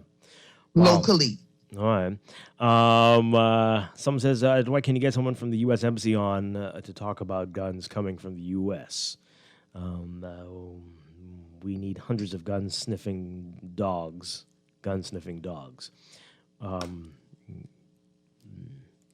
Okay. Okay. What were they going to say? I don't know. All right. Let's take some calls. Good morning, caller. You're on the air. Hello, Dwight. Hi. Can you hear me? Yes, we can. Good morning. Hi, good morning. I think we're looking at this all wrong. We live in a very pop cultural society, and the guns are a part of our culture. Just like fast food, just like this medicinal, just like pharmaceutical drugs. It's a trend. So the question is, if we take it away, who does it first? I mean, doesn't the police carry guns?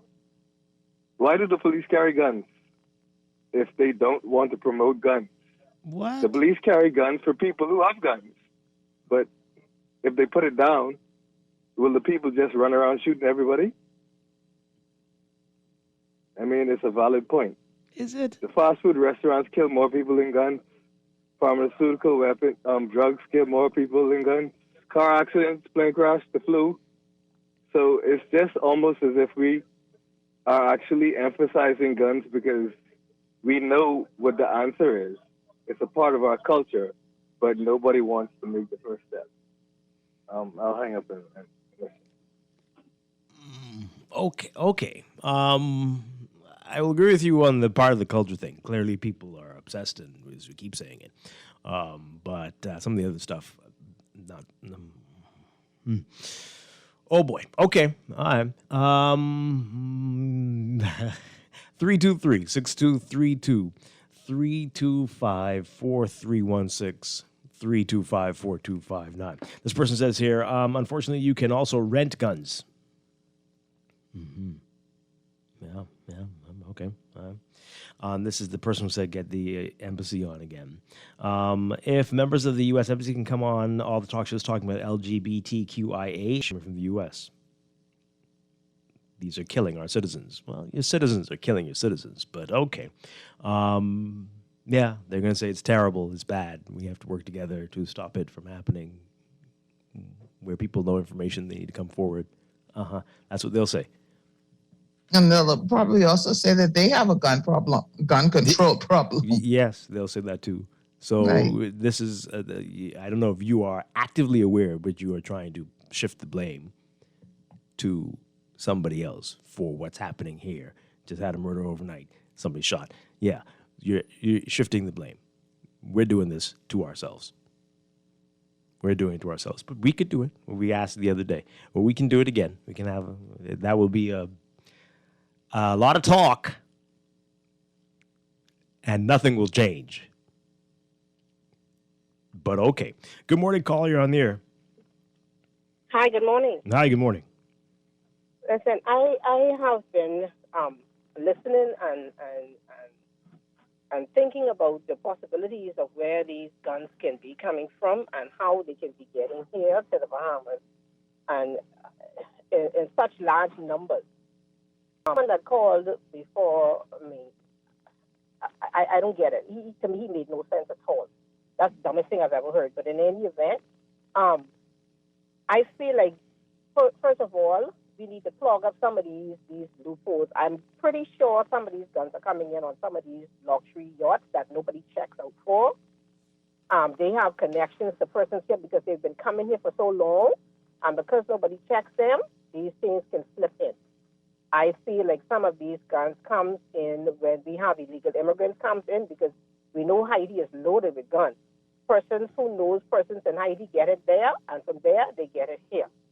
You know, these are things that needs to be looked into and with a serious matter, because these guns they outdo the police guns 10-1.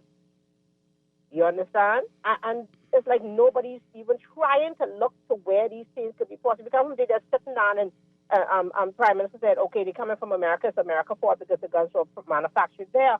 But these guns are coming in I guess, ways we can fix it if the persons at the port and the persons who's supposed to be doing their jobs and checking out these ships and these pleasure craft, they do their job. I think we can stop some of this. But by sitting down and just talking about it and doing nothing, it's not going to solve the problem. Okay. Well, thank you very much. Appreciate it. A couple more calls before we have to take a break. Good morning, caller. You're on the air. Are you there? Good morning. That line is still very staticky. BTC, we need your help to address this line, please. Let's take this one. Good morning, caller. You're on the air. Hello. Hi, good morning. Good morning, Dwight. Dwight, I sound like we had a break for a minute, but I disagree with that gentleman about guns. I thought our culture is something that we as Bahamians did automatically, like fishing, like sailing, like junking, things like that. Growing up, I keep telling everybody, I'm 71. When I was growing up, I never saw no police with a gun. The only police used to have gun that I was told was the special CID forces, and they had the weapon underneath a jacket. We saw police walking down with a baton. A baton was also hidden inside the police pocket with a little string out. I don't know if you're old enough to know that. Okay? Yeah, well, things have changed, Sparky. Things have changed. Part of our culture. Well, I mean, you mentioned Junkanoo. Junkanoo was the last time we had Junkanoo, but we got shootings every day. So, that's happening all the time. So whether we want to admit it or not, this place has changed. It's changed. And the police need to be armed. But let's not act like these guns are just being dumped on us and people are like, well, since we have them, let's use them. That's not what's going on. That's not what's going on. We'll take a final call on this, and then we got to get your messages, and we got to take a break. Good morning, caller. You're on the air. Are you there? It's both of our lines. Okay. So the everything. Oh, my. Okay. This text here, the people not happy with that caller previously who was saying those things. This one says here, the guns are in some aspects being brought in via the private rich docks in the western area. You know the names. These unsuspecting rich people are bringing them in via their yachts and strategically selling them to our gangsters. Well, I think unsuspecting, but okay. This person says here, for the ninth time, is that what you're saying? Anyway, this is clearly just talk. I remember when someone was caught with a considerable amount of ammunition in a container in Freeport, and they were given just a couple of years in jail. Others who were caught smuggling were given very light sentences. So the government is not serious, but rather paying lip service to this issue. Yeah.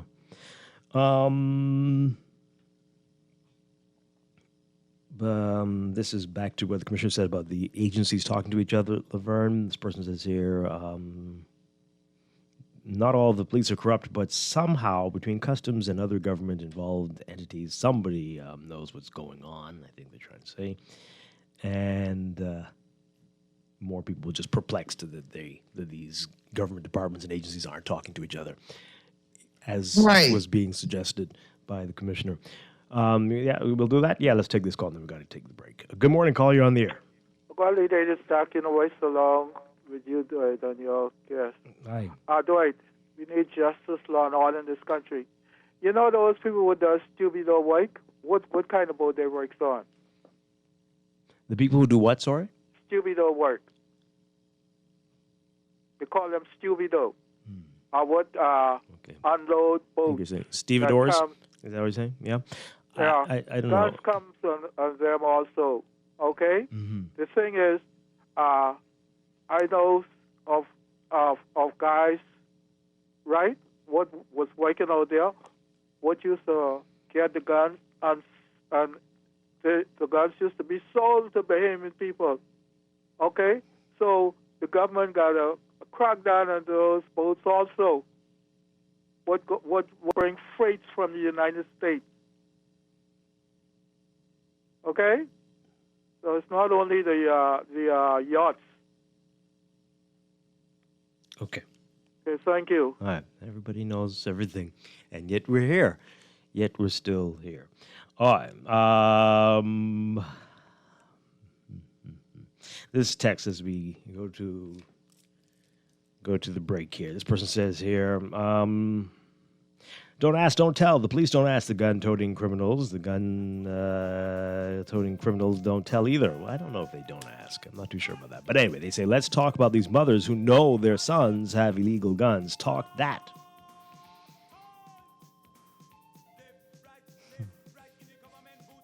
All righty. Well, I mean, you should talk to her. Yeah. And Grammy, too. Right there at the scene when they're screaming and hollering on the street.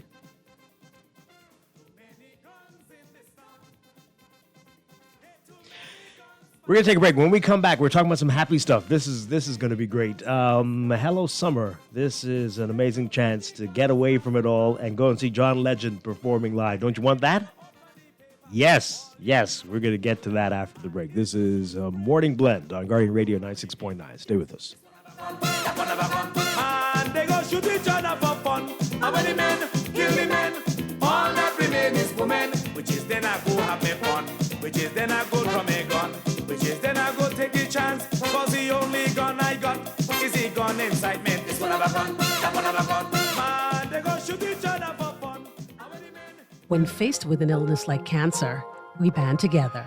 And we at Cleveland Clinic in Florida have your back. From advanced cancer treatments to extra safety measures, and all of us with you on this journey. For every infusion and follow-up, for every step of the way, for every care in the world. Cleveland Clinic in Florida. Get the care you need when and where you need it. To learn more or connect with a local representative, visit clevelandclinic.org/Caribbean. At Western Union, we have different sending options for you to use the one that fits you best. You can send money directly to bank accounts around the world, or for cash pickup by visiting our agent locations.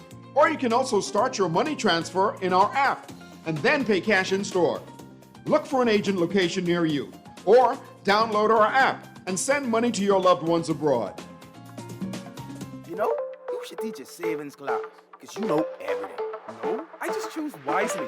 Like, I just got 2 months free home internet from BTC. All I did was sign up for internet. 2 months internet free? For real? I bundled my internet and mobile services, and now I'm paying half of what the other guys charge.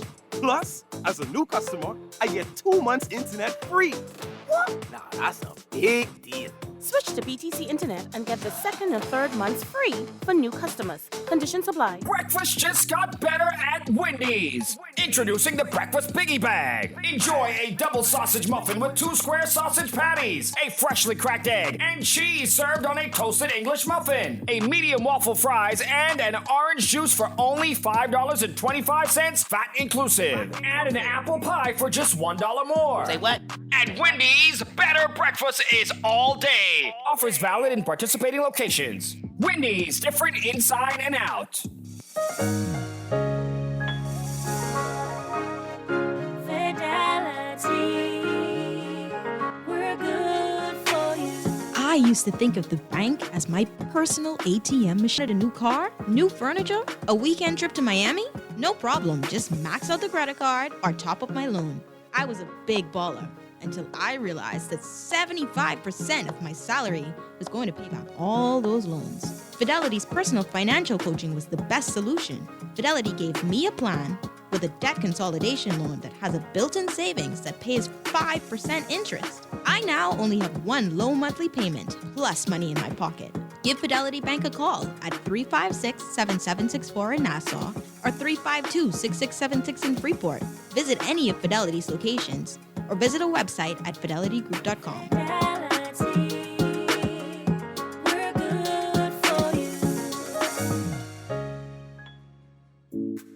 Create memories and experience moments with the love of your life right in our backyard. Escape the hustle and bustle of Nassau with your special someone for an intimate island getaway. You can get lost in the magic of an island sunrise or count the stars in the night sky. In the Family Islands, disconnect from the world and reconnect with the one that means the most. Now is the perfect time with our 2 fly-free Bahamas Residence special. Go to bahamasresidence.com for more info. Are you an attorney with a joint practice operating from one location? Accepting payments from clients doesn't have to be complicated. Introducing RBC MultiPay. Now each attorney can securely accept and settle payments with one point-of-sale device supporting multiple bank accounts. With competitive pricing, training, and easy setup, you will be up and running in no time. Call 356-8500 to sign up for RBC MultiPay. Doctors Hospital's Pharmacy introduces a new spin on prescriptions called Pick Up Now, Pay Later. That's right, you can collect your medications first and pay after. How does it work? Step 1, submit a prescription online. Step 2, select the pickup site. Step 3, collect your medication. And Step 4, pay online within 14 days. For more info, call us at 242-302-4785 or visit us at doctorshospital.com.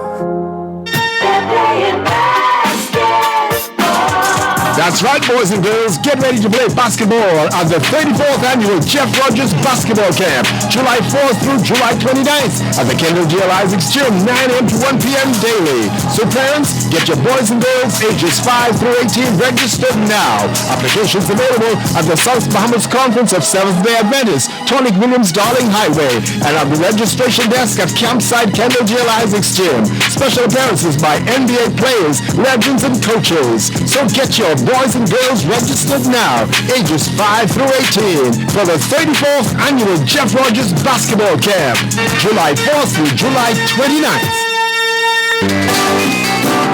Hello? Can I show you something else, boy? Who this is? Tamika? You don't even remember my name? Wow, Dread. Girl, I've been so busy. You still planning a trip? Girl, I can't wait. I went online booking my car. You dare planning trip? You vaccinated? Girl, we have to. We ain't been nowhere since the pandemic started. Girl, we got a 14-day vacation. Best vacation ever. Girl, are you good? Well, I know you was gonna get the vaccine, because you too like travel. When you get your vaccine? Girl, long time. Because you gotta get your first dose, wait, then get your second dose at least 2 weeks before you travel. Johnny get his vaccine at week 12. Even Grammy get hers. Child, and Grammy say she ain't got no money. But I see her hiding under the mattress. Child, let me send my list, because I know you going shopping. You should not play with me. Vaccinate today, late tomorrow. Message by PAHO WHO, Canada, and USAID. At Western Union, we have different sending options for you to use the one that fits you best. You can send money directly to bank accounts around the world, or for cash pickup by visiting our agent locations. Or you can also start your money transfer in our app and then pay cash in store. Look for an agent location near you, or download our app and send money to your loved ones abroad. This is Guardian Radio 96.9 FM. Fresh news, smart talk, all day.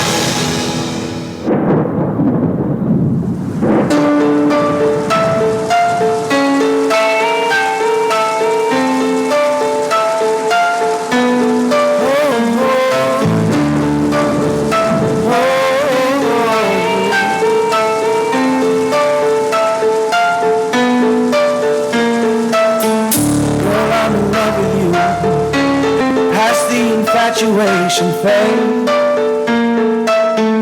right in the thick of love. At times we get sick of love. It seems like we argue every day. I know I misbehaved and you made your mistakes, and we both still got room left to grow. And though love sometimes hurts, I still put you first, and we'll make this thing work. But I think we should take it slow. We're just ordinary people. We don't know which way. We're back here with Morning Blend. End on Guardian Radio 96.9. Dwight Strong along with Laverne Gardner. That's a different version than I'm used to there. But hey, it's pretty cool. That's John Legend and Ordinary People. And hey, you might be able to hear that version or the original one if you win a trip for two to Las Vegas to see John Legend perform live. How can you do that? Our guest this morning going to tell us how. We're very pleased to have back with us. This feels like 2019 or 2018, so it's been a long time since we had you both, me and Fernando and Eddie Thompson, in studio with us from Shell, Sun Oil. Guys, great to have you back with us. Good morning. Good morning and hello, summer. Hey, that's what the promotion is called. Tell us all about it. What's happening here? Well, Dwight, we're back at this again, and as the new promo song said, that's the man. Mm-hmm. That's the main man, right? John Legend. So yes, we have this promotion going on, as we've been doing, the pandemic stopped us for a little while, but we are back, and this is what people look for every year. Yeah. We have our summer promotion and our Christmas promotion, and we know people will go into some stress, so we want to relieve them. And yes, we are back again. It's the same concept that we always had. You fill up the only Shell service station, which is 20 minutes worth of fuel. You will be presented with a receipt. On that receipt has some information that you have to fill out. Blank is fuel and journeys that matter, and we all know who fuels journeys matter. Shell. So you fill in Shell, right? And you take a photo of that receipt. WhatsApp it to 422-0271, or you can even put www.winwithshell.com and send that receipt in for your chance to win fantastic prizes. All right, so we're not dropping in a box anymore. No, we sort of do away that away from that because of the pandemic. So we want you to have control of your receipt being edited. So you have to snap that, take a photo of it, just WhatsApp it to us, and you will go into the pool to win fantastic prizes. Now, John Legend is the grand prize. Right.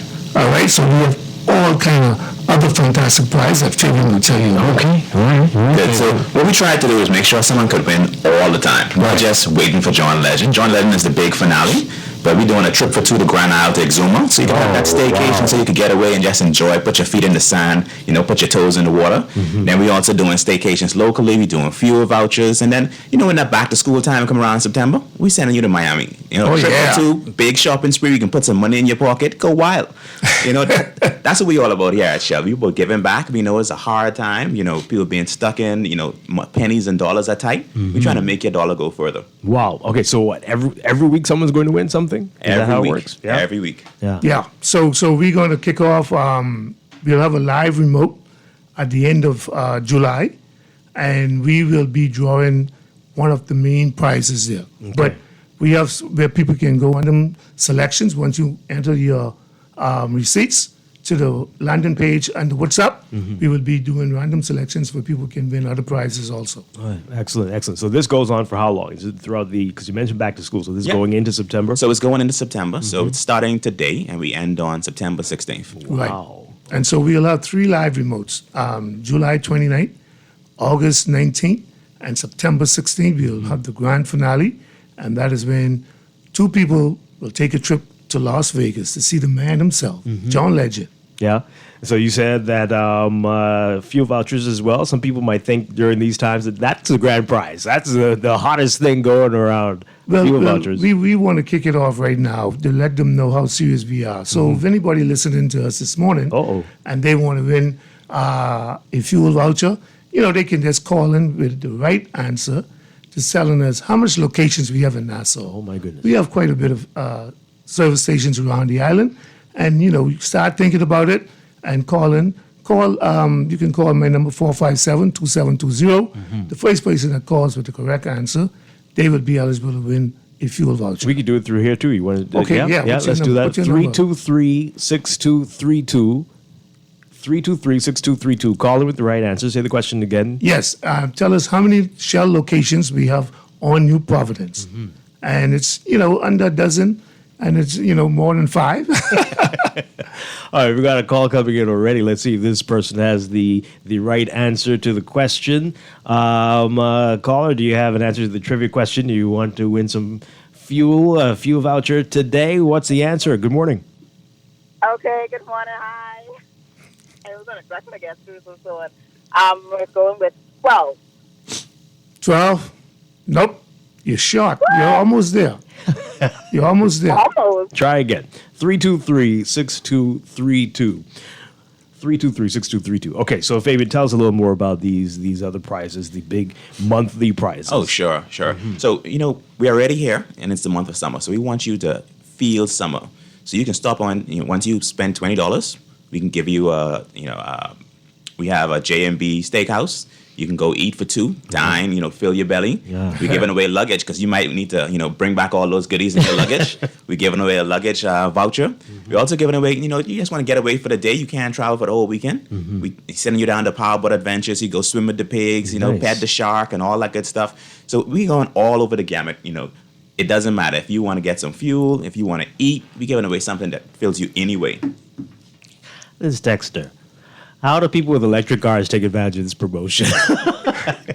They get an ad on TV now where the guy say, no gas, no squeegee. Right. you all don't do that at Shell, right? No, that's not a Shell station. No, that's not a Shell station. That's a pretty bad station though. Wherever. You got to purchase some gas in order to win.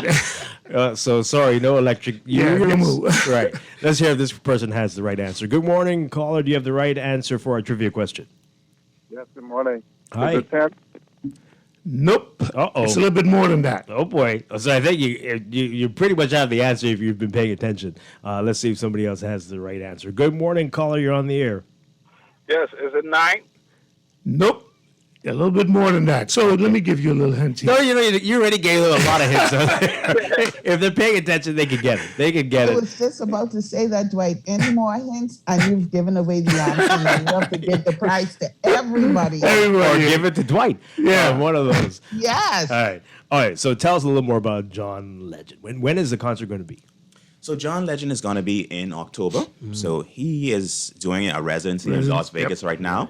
We're going to send you away for 4 days, 3 nights in Las Vegas. We're going to put you up at the Bellagio Hotel. Nice and swanky. Make sure you enjoy your stay. And then you get them front row seats to see John Legend. Up front, you can hear him sing, experience the moment, and it's going to be a memorable occasion. This is going to be amazing. All right, caller, do you have the right answer? Yes, 11. 11. All right, so we got somebody with the answer there. They got 11.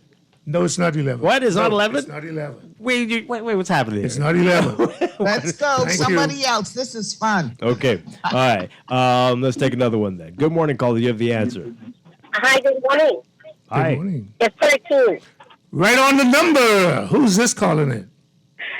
This is one of your everyday customer. All right, so let's get to Eddie here. And so congratulations. They won. Congratulations, Hush. Well, that's a real Shell customer there. So I know she's in the winning for John Legend because she know all the service stations to go fill up to get entered to win this promotion. All right, so we remember how this goes, but so every $20 you spend, you get to... Every $20. So if you put in $40, you get 2 chances to upload that receipt.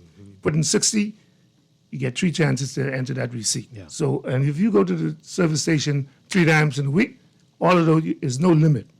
So the more you enter, the more chances you get to win. All right, and so that first time that you enter, you will be also eligible to win the grand prize in the end? Or, Yes, yeah? all of those names are in the draw. So we're going to do this, we have electronic data that randomly do the selections of the persons whose names come up, and we will identify these persons, contact them. When we have our live remote, they will come on down, and everybody will have a chance now to spin the wheel to win which prize, the final which prize that they will win during the promotion. Okay, all right. So remind us what they have to do. It is a little different, no, dropping the box now, but remind folks what they need to do to enter to win. So once you enter pull up to any one of our 13 service stations on the island, you get a chance, purchase $20 worth of fuel, and you have the opportunity to enter to win. You will get a receipt. If you don't get the receipt, demand your receipt, fill it out. There's a skill question on it. Blank is fuel and journeys that matter, and it's Shell. So I'm giving you the answer now for that one, right? Shell is fuel and journeys that matter, and Then you take a photo of that receipt, WhatsApp it to 422-0271, or upload it to the landing page of www.winwithshellhammers.com. Okay. You're automatically entered to win. Wonderful stuff. Wonderful stuff. Every summer, I remember back in the good days, used to ask you, how will you top this at Christmas? Have you figured out how you're going to do that yet? Well, we get something in the oven cooking, and, we got to go bigger and better. Yeah. So everyone is better, but, what our customers want, we want to just reward them back for staying with us for all these years. Shell has been around the island for one of the longest service stations around. And right now, we are Sun Oil Limited, Shell licensee, and so it's Bahamian owned, and we want to give back to our Bahamians. We know what they are going through in this kind of time, and people want to get off the rock, and so we want to send them to the Bahamas and Las Vegas. Yeah. So go out there, get an opportunity to win. This is fantastic. Thank you so much. Appreciate you doing this promotion, and appreciate you talking to us on Morning Blend today. Eddie Thompson and Fabian Fernando with Shell Sun Oil. Thank you. Thank you very much. Thank you. And good luck to everybody out there. It's gonna be a lot of fun. All right, we're going to take a break and be back with Morning Blend Business in just a bit after news headlines. This is Morning Blend on Guardian Radio 96.9. Stay with us.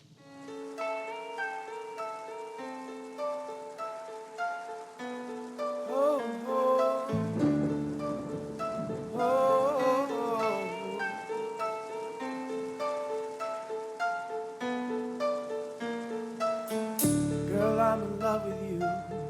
This ain't the This is Guardian Radio 96.9 FM, Nassau, Bahamas. This is Guardian Radio, your station for up-to-the-minute news, intelligent, interactive, and engaging conversation. 96.9 FM. The views and opinions of the hosts and guests are their own and do not necessarily reflect the position of the management and staff of Guardian Network. Wake up, it's a new day. Wake up, it's a new day.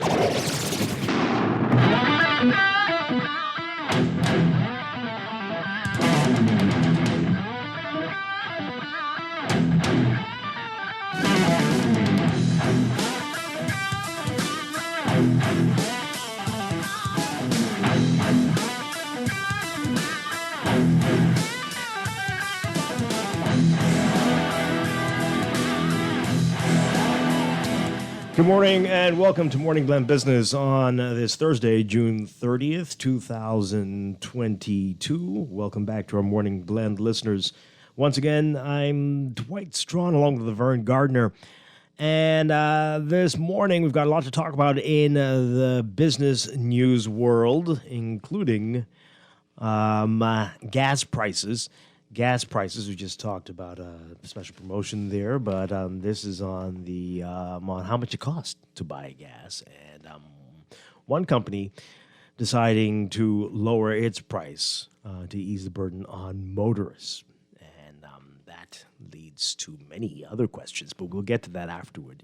And of course, this is Esso, which for quite a few weeks had breached that once unthinkable $7 barrier here in Providence, and was out there way ahead of everybody for a number of weeks, and you could see that it impacted business greatly. They were like graveyards on Halloween night when you drove by Esso service stations in the past few weeks, and so they've taken some steps to ease the burden on customers, they say. Take a listen to this report from our Jared Higgs.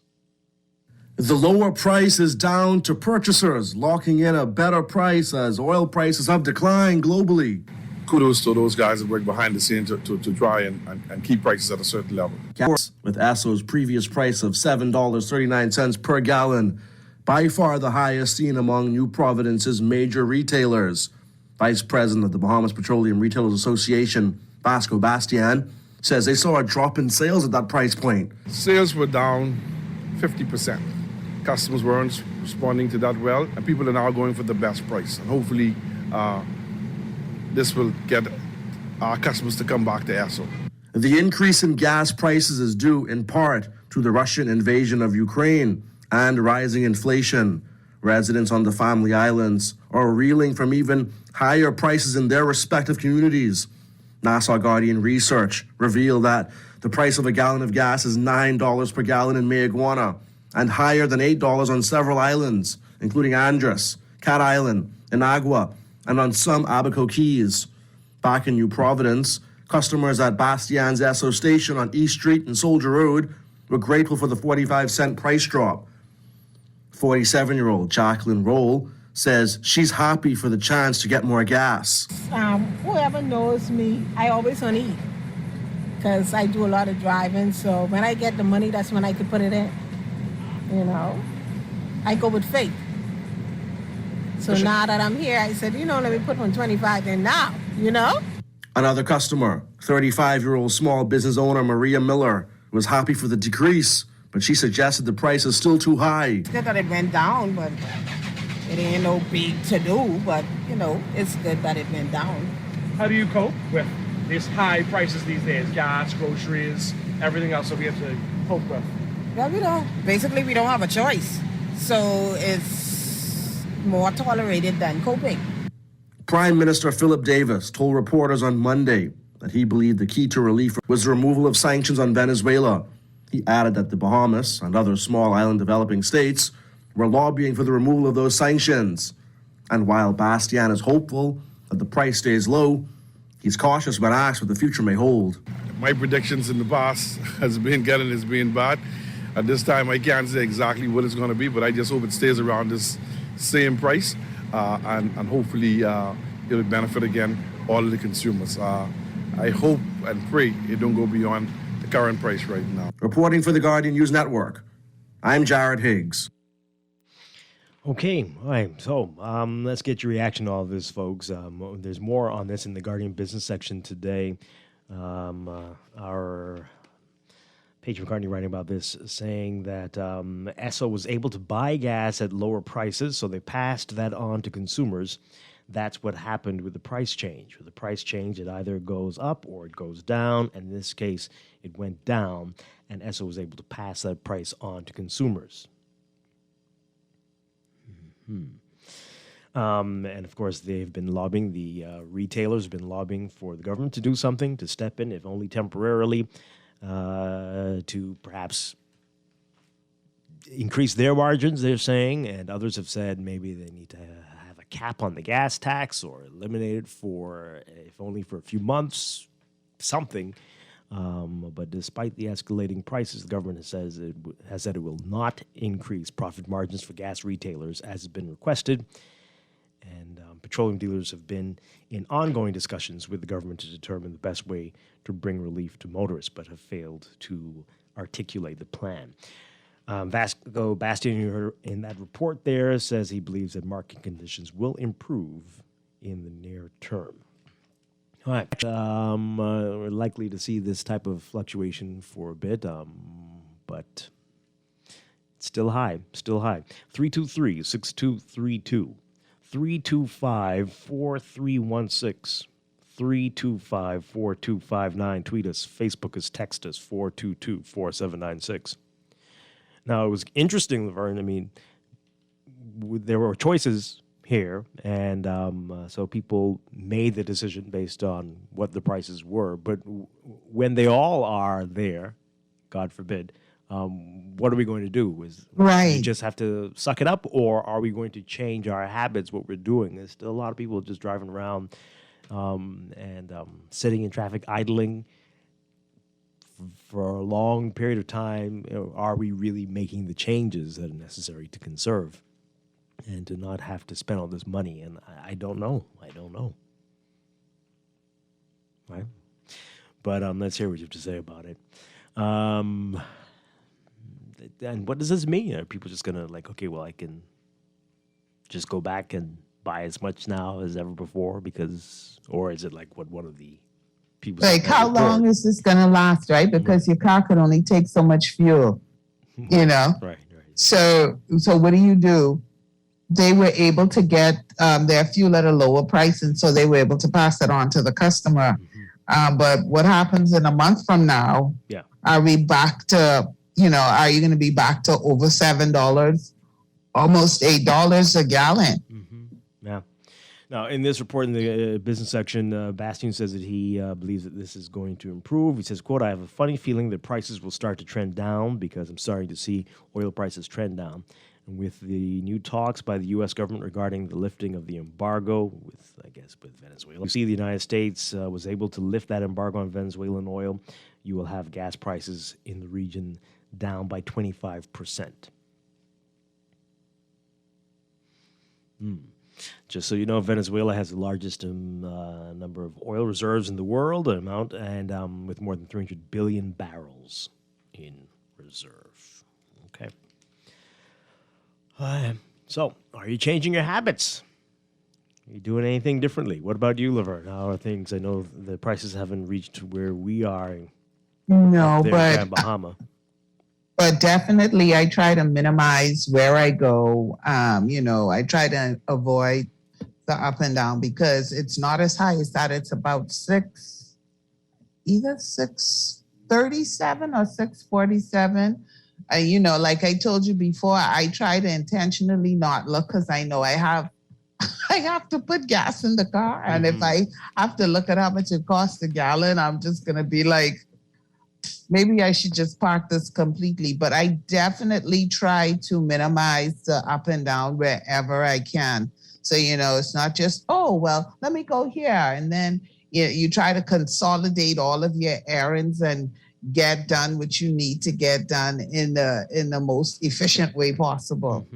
Because I'll tell you, Dwight, I have a hybrid vehicle. Oh, okay. So it would take me $51 to fill the tank.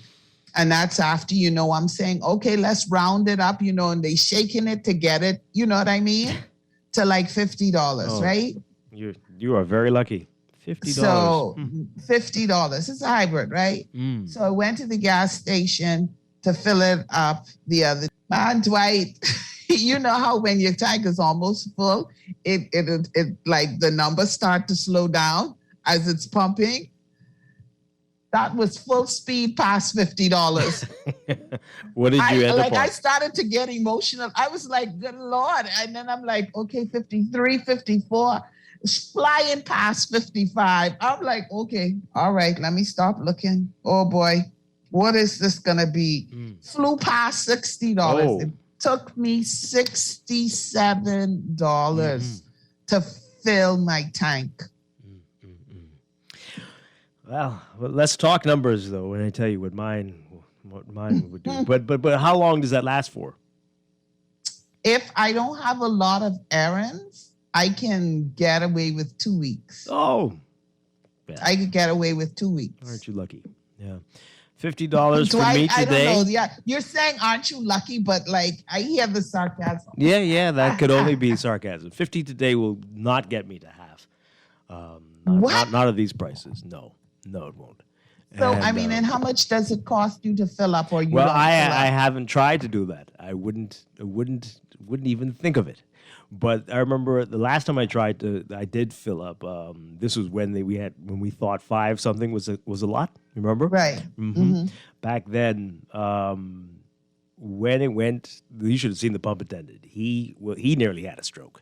He said it was going past 90. What? 95.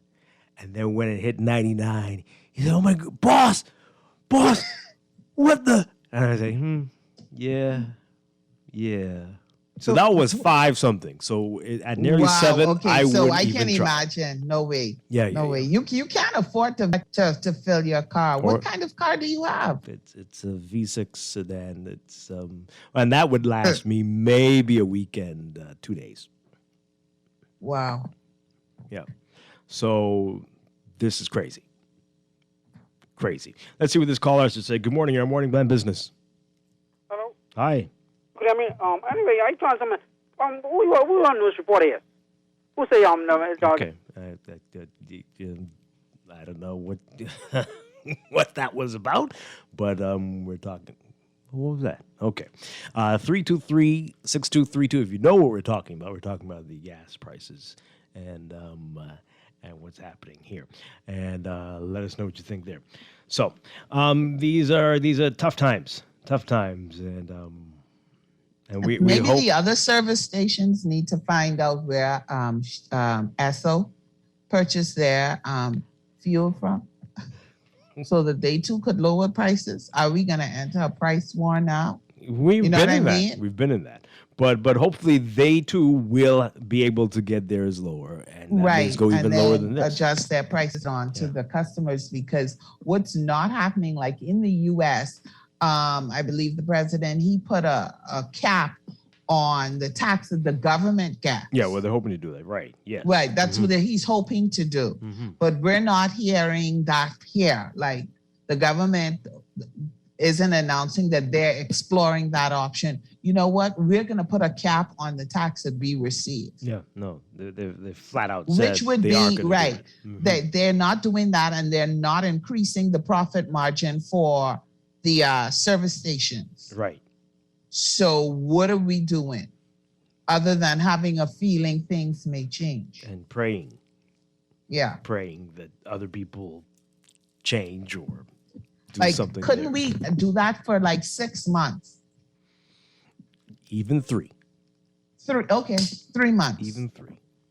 For 3 months, we're going to put a cap on the tax. But like we said before, at least do a study, crunch the numbers. Let's see what impact that would have, and let's see and what that would mean. We wouldn't be able to do during that period, and let's see if that is something we could tolerate. Like, if we Dwight, do this, we can tolerate it. Yeah. I already, you know my feeling. We don't have a money problem. We have a money management problem. So yeah, we'd be able to tolerate it for 3 months, because if it was something else, we'd be able to do it. yeah.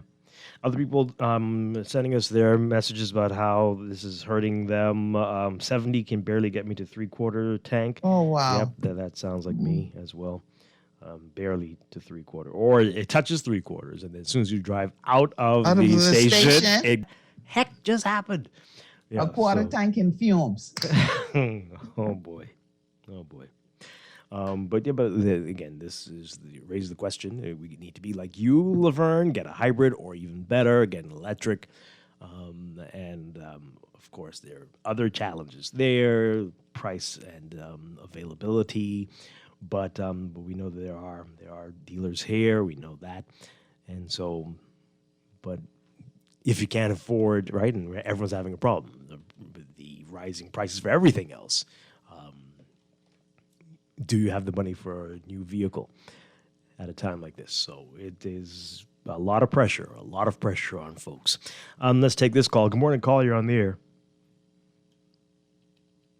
Hi, you're on the air. Hello? Yes. Yeah. You're like.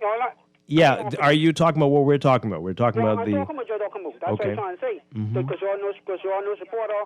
He been on a couple minutes ago talking about and the gas gone because of the war in Ukraine or whatever it was, which was a false lie. The gas gone up because of Biden cut off the pipeline. That's when gas started going up. Gas started before the war in Ukraine. So you're no supporter, and you start doing some serious news reporting. You're starting to become like. All right. You. Oh my Lord. Oh boy. Okay. All right. Well, the whole world needs to change their narratives then, because everybody's saying that, right? That it's the prices have been driven up even higher because of the war in Ukraine. Are you a defender of Russia's war with Ukraine? Is that what's happening here? I don't understand. But okay, Dwight, maybe the high gas prices will cause more people to park their notes, cubes, and marches, leaving more room for us electric car owners. That's what. What are we doing here? Are we trying to create a whole new class? What do we? It sounds that way. Oh dear. Okay. Although a case could be made. We don't have the space, but it'd be maybe interesting if we had lanes for electric vehicles only. But you can't tell people they must park their cars. I mean, that's out there. No? All right. Okay, so I don't want to read the rest of these messages there. Let's take a break. When we come back, we've got some special guests who are going to tell us about a special promotion out there. And I see them swinging their hands. They didn't bring what I was hoping they were going to bring this morning. Maybe they have a surprise. We'll see. We'll get to that in a bit. Stay with us. This is Morning Blend Business on Guardian Radio 96.9.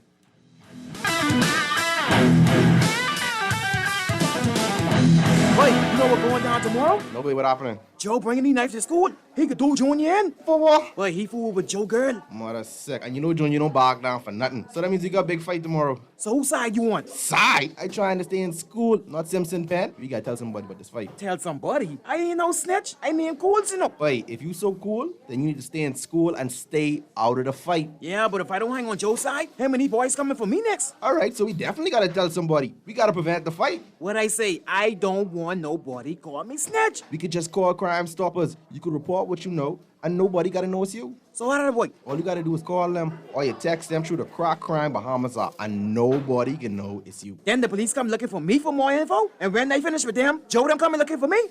When you call Crime Stoppers, the call go directly to Miami, and they don't ask nothing about you. Then you can get the pen from them, and you can claim a reward later using that same pen. Plus, everything's scrambled, so nobody can read what you're saying. Call 328-8477 from Nassau or 242-300-8477 from the Family Islands. Imagine driving your dream car, doing all the things you never thought you could, like perfecting your parallel parking skills or picking up your date. Everyone loves to dream. Stop dreaming. Start driving with a brand new offer from Scotiabank. With an auto loan from Scotiabank, benefit from no payments for up to 2 months, a low interest rate up to 9 years to repay, and free insurance for the first year up to 2.5% of the loan amount. Promotion ends June 30th, 2022. Stop dreaming and start driving today with an auto loan from Scotiabank.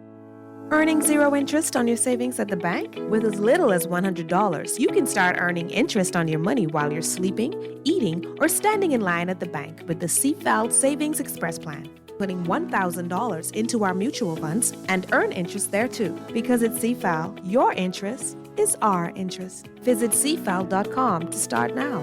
CFAL, growing wealth for future generations of Bahamians. The Access Accelerator Small Business Development Center is here to help small businesses throughout the entire Bahamas. To better serve you, we've made it easier to contact us.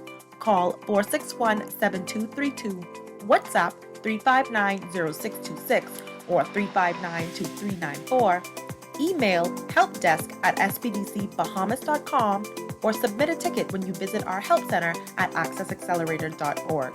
The Access Accelerator, empowering small business.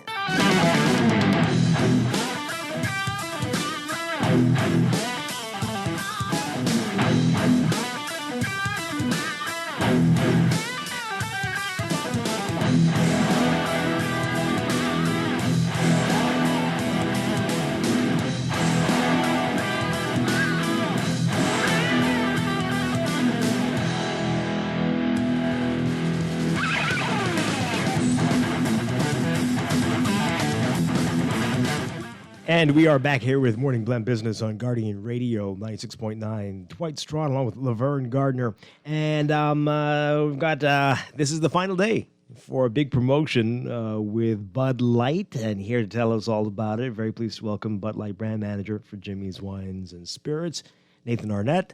Nathan, great to have you with us. It's been a while. Good to see you again. Yes, it's a pleasure. All right, so this has been going on for a little while now. How long has this been running for, this promotion? 3 months. Wow. So from April, May, and June. Okay, all right. So today is the final day. Today is the final day to put in your entries. So today is that day. So you have all day to do this. All day.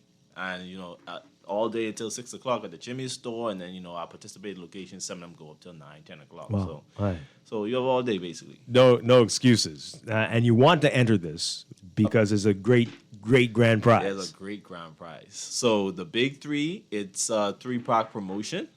You buy a 3-pack at any Jimmy's Wines and Spirits or participating locations, and you enter to win a fully loaded, brand new Kia Seltos. Wow. So all the bells and whistles, it's there. Mm-hmm. Yeah. How's it been going so far? It's been going amazing. Mm-hmm. The people, they're coming in swarms at the locations that we went to. They just can't wait for this to be, for this drawing. Yeah. Yeah. So when will the drawing be? The drawing is actually on July the 16th. So, we have it here and in the islands. So, we just want to make sure that all the entries from the islands come in and give it some time. And, have And build that suspense. Exactly. Exactly. All right, and so tell us a little more about it. How much is it to buy, and can you enter more than once? If I buy 9, if I buy 12, multiples of 3s, how does it work? Definitely. So like I said, it's a 3-pack promotion. A little bit more about it is that if you get a 6-pack, you go in any one of the locations, they're definitely going to give you two individual cards. You buy a 12-pack, it's the same thing. They give you 4. And so what's so special about today, as the last day, is that we're going out with a bang. We're having a little block party by our Jimmy's Nassau Street location. Oh, wow. Okay. And what we're doing is that when you purchase the 3 inside, you can come on the outside under the tent and you get 2 free. And so this is for $7. So you buy 3 for $7, and you come outside, you get your extra 2. So today you're getting 5 for $7. You can't beat that. No, that's amazing. That's amazing. Yeah. All right. So Laverne is in Grand Bahama. Uh-huh. She can do this as well, right? Yeah, right, Laverne? definitely. Yeah, definitely. We got our Jimmy store in Grand Bahama. She can just dash over there, put in as many entries as she on this last day, and then just, people like to wait for the last day. Unfortunately, it's just how it is. So, I already anticipate that it's going to be a swarm of people just trying to get in before things ended today. Yeah. Any of that type of special going on in Grand Bahama too, or? Unfortunately, no, it's right. It's just here. Yeah, Okay. it's just here. Yeah. It's just here. But they definitely. That's always the case. It's always just in Providence. You can because fly down here Providence today. is the Bahamas. Oh. That's realistic. Yeah. Gonna hop on a flight tomorrow just for that. No, today. Today's the last day. So you gotta Okay. come. There you have it. Yeah. I'm out of it. No, but you definitely You can still do get that. you can still do it in Grand Bahama. Right. And all right, so tell us a little bit about the Kia Seltos. So the Kia Seltos is an SUV.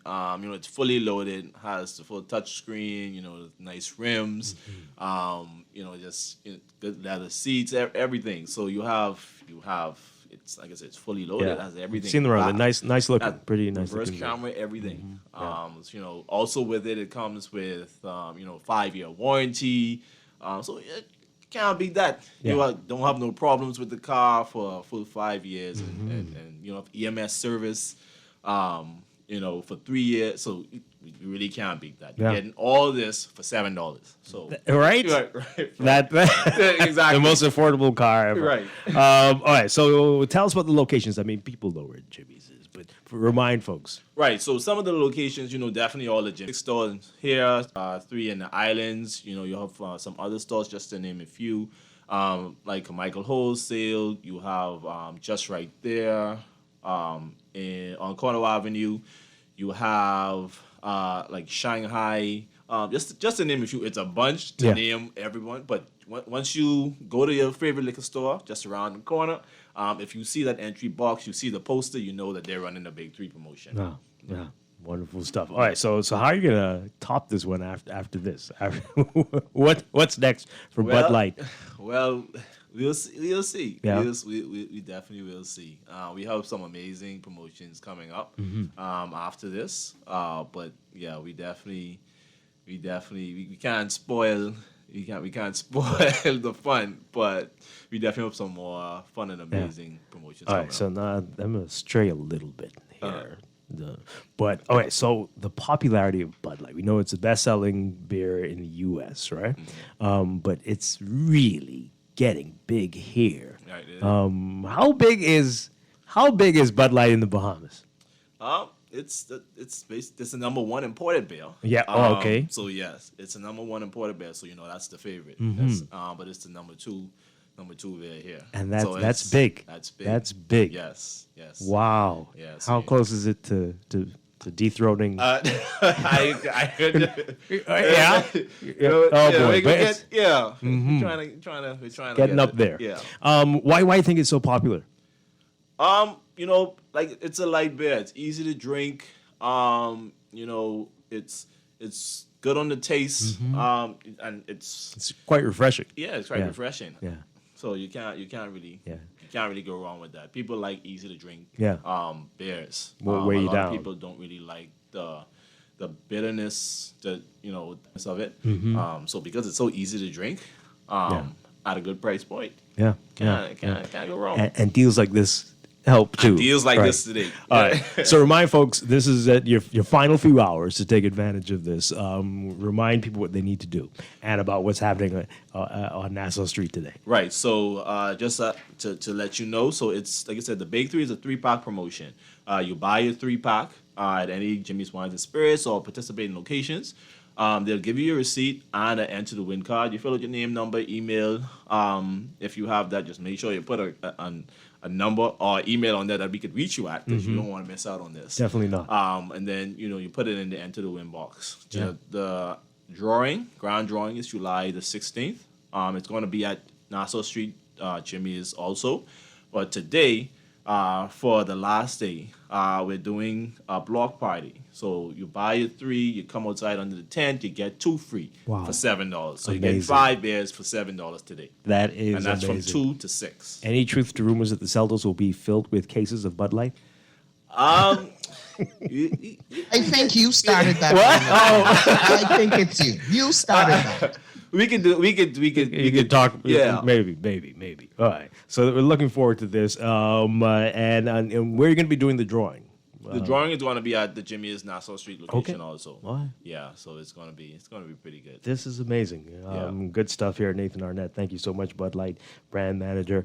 And folks, drink responsibly when you buy those drink beers today. responsibly. But have fun with this promotion. Your final few hours, get shopping. Yes. Thank you very much again. Appreciate it. Appreciate it. Thanks All for right. having us. We're going to take a break and be back with more Morning Blend Business here on Guardian Radio 96.9.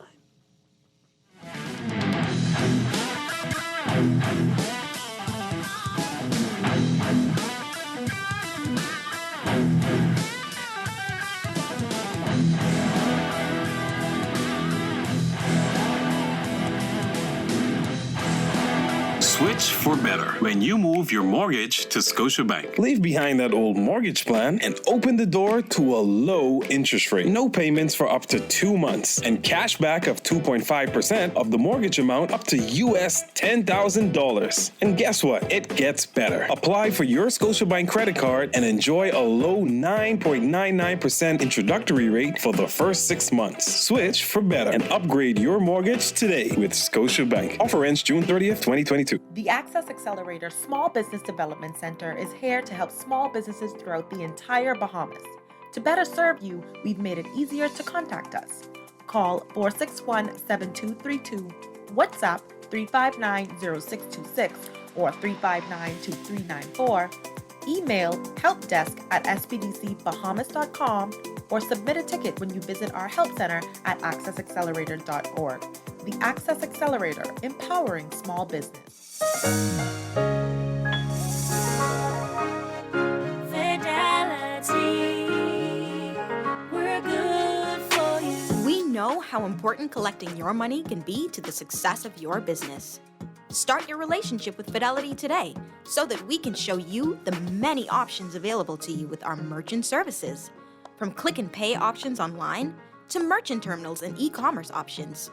We're here to help your business succeed. For more details, speak to one of our business development officers at 356-7764 in Nassau or 352-6676 in Freeport. Visit our website at fidelitygroup.com or visit any of our branches.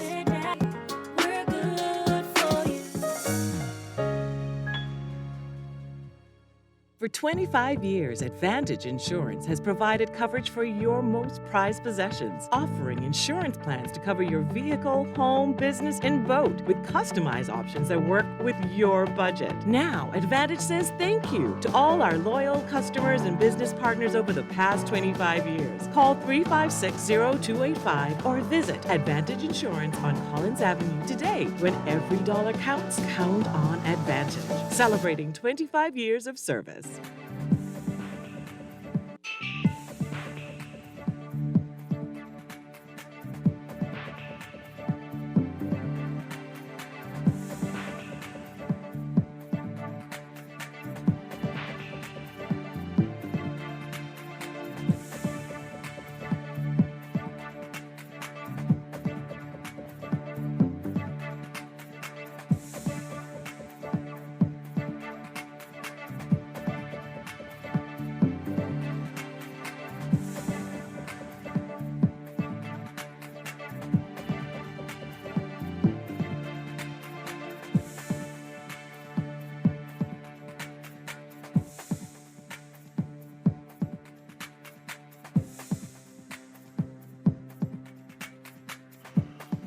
It's time for your morning business report, brought to you by CFAL.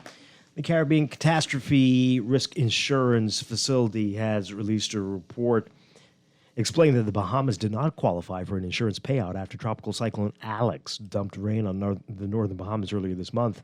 According to the report, the insurance facility breaks up the Bahamas into sectors called the North and Extreme North, and explained that the heaviest rainfall was in the Extreme North and to a lesser degree in the North, enough to trigger a payout by the insurance scheme.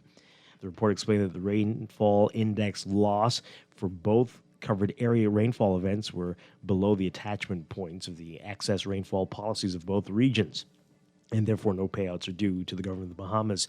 The report added that while there were widespread reports of water damage to homes, there were not reports of emergencies. The report was based on the Bahamas' excess rainfall policy, which at no time was triggered despite local amazement over the amount of inches of rain that had fallen and the level of flooding that took place. You can read more about this in today's Guardian business section.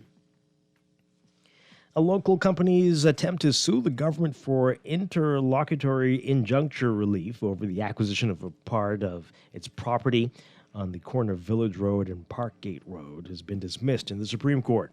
Prime Minister Philip Davis, Minister of Works Alfred Sears, and Attorney General Ryan Pinder were named as defendants. The government has undertaken an overhaul of Village Road between East Bay Street and just north of St. Andrews Road, which is expected to be complete in September under the Village Road Improvement Project.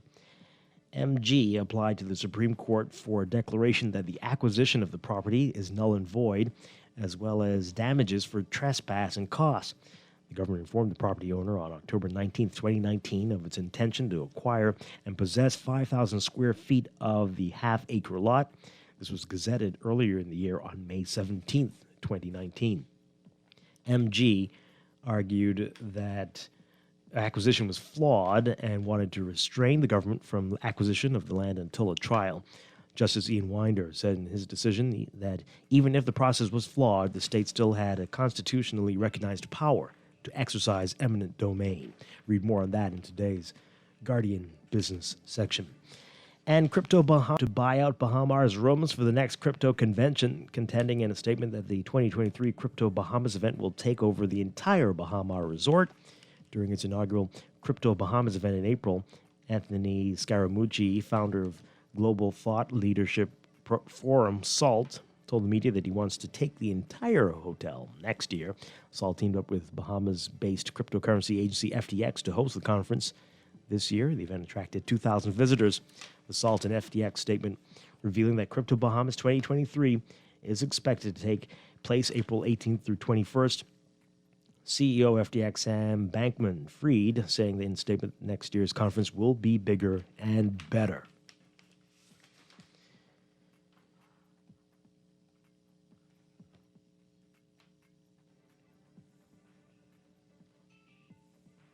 Overseas,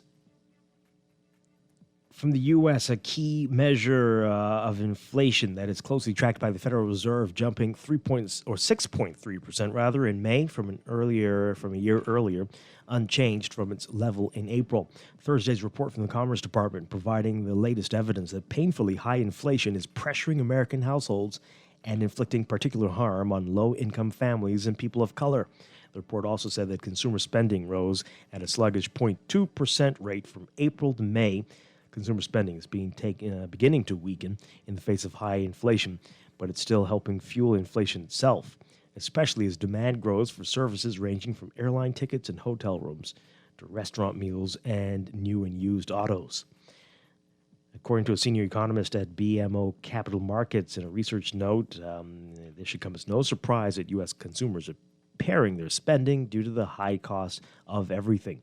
On a month-to-month basis, Thursday's report showed prices rose 0.6 May, up from the 0.2% increase from March to April. Chronically high inflation has become a leading threat to the U.S. economy and a political hazard for U.S. President Joe Biden as Democrats face midterm elections this year.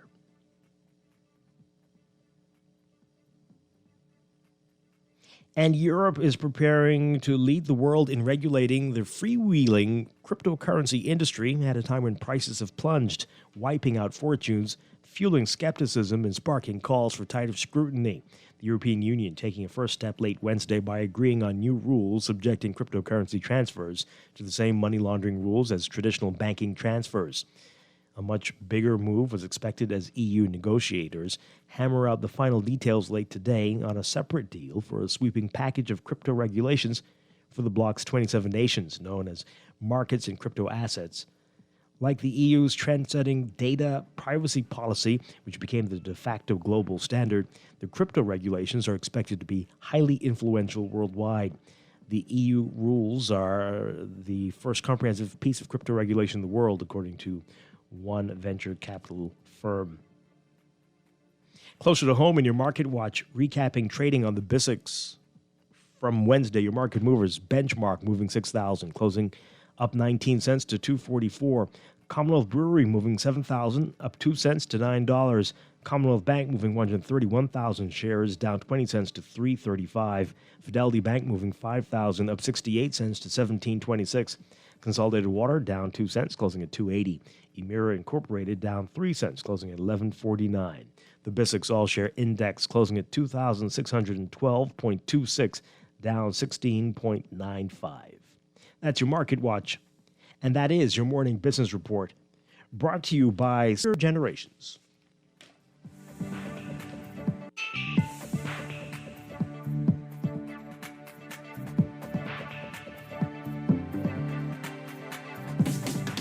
Trinidad and Tobago, Barbados, Guyana, Jamaica, St. Lucia, the whole Caribbean.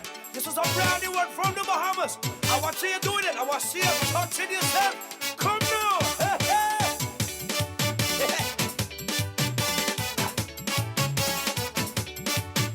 We want you to feel up yourself.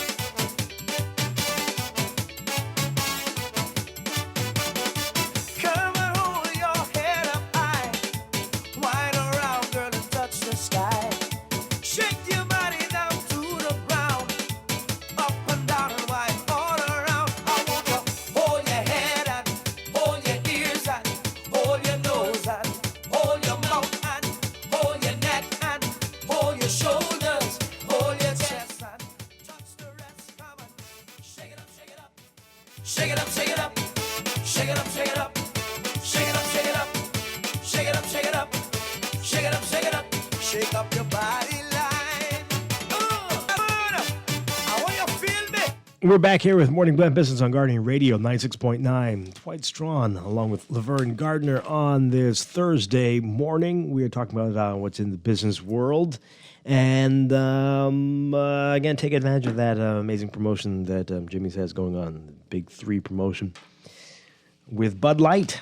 All right, so we've been talking about the fuel prices, and still, other than what Esso was able to do, still no relief as yet in sight to these high prices.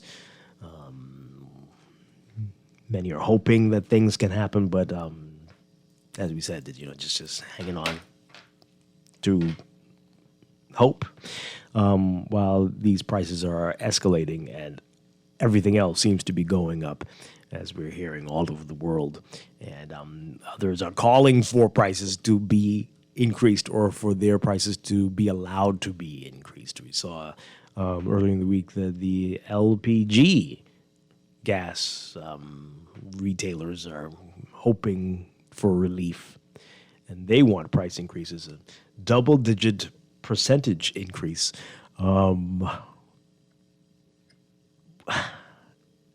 What are we going to do? What are we going to do? This is everything, and I know they're hurting because it is crazy. They're hurting because they haven't been able to do. Their prices have gone up as well. Their costs have gone up as well, and are we going to reach the zone where we have to say mercy? Like this can't continue. What do we do? What do we do? And you feel, and the government is under great pressure, right? Everybody's coming at them. Hey, we need a price increase. We need to be able to raise our prices. Please take this off us so that we can do this, so we can make some money, so that we can keep the staff on, so that we can not have to lay off people, and we can expand our businesses and help the economy. But at the same time, At the same time, the consumers cannot take any more. Or can they? No, they can't. They can't. Yeah, we really can't. You know, as a consumer, it's hard, it's rough, it's difficult. And that's just being like, you know, really polite. Yeah. Boy, let's get your views on all of it, folks. All of it. Everybody's asking for help. Everybody's asking for more. Everything from NIB to BPL to all types of gas stations, right? Petroleum dealers, LPG, everybody. What is supposed to happen? 323-6232. And 325-4316, 325-4259. I think that one is the one that's given us some. Well, both of those last ones are acting up a bit, but definitely 323-6232. Challenging times. Definitely. All right. So while that's happening, we mentioned it a bit. I don't want to get too deep into information on it, but maybe Laverne can summarize what's happening up there in Grand Bahama for us, based on those statements that were flying around yesterday. Quite a bit coming out from people. What, in a nutshell, is happening up there? Rich people problems. Yes, that's what you Rich said people before. problems is what's happening, but at the end of it, it's Bahamians the everyday average Bahamians who are the victims. So we have a company in Grand Bahama, and basically what they're saying is because, and this is all alleged based on their statements and then of course the responses, because DevCo is not working with them and agreeing to what they need them to provide them with in order for them to continue to produce the products, to make the cement blocks and all of that. They've had to shutter that division of their company. They said they were in contract negotiations, but whomever came to the table weren't people who were able to make decisions. And so they have been here for 30 years and they are shuttering that part of it because they are at an impasse and they don't see where any further with that. And then basically they ended it by saying that if the public had any questions, that we should take our questions to DevCo. After that statement, or prior to that statement coming out, the Grand Bahama Port Authority came out with a statement to say basically, hey, it's not us. It's DevCo. It's not GBPA. It's DevCo. And so DevCo would need to speak to this situation. DevCo came out with a statement that says that as far as they were concerned, they were still in negotiations and they were getting to the part where they're going to be cementing some things. But cementing, pardon the pun. Cementing. No, don't pardon it. That was intentional. Oh, okay. That was absolutely intentional. Okay. And so, but like I say, at the end of the day, if they are closing down parts of their company or discontinuing, that means that's going to impact jobs, right? And that's going to impact Bahamians who have families and mortgages and responsibilities. And that is usually what happens.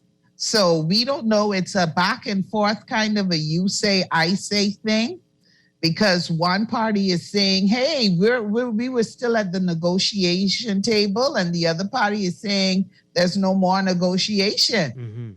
We've reached a stalemate, an impasse, and it's your fault that we're, gonna have to shut down a division of our company or two divisions of our company. And there were at least two statements from GBPA. No, there was one statement because GBPA, they work hard to separate DevCo from GBPA. So there was a statement from the Grand Bahama Port Authority president. Okay. Yes. Ian Roll. And then there was a statement from the CEO of DevCo, Sharice Brown. Okay. Right. Right. Oh, wow.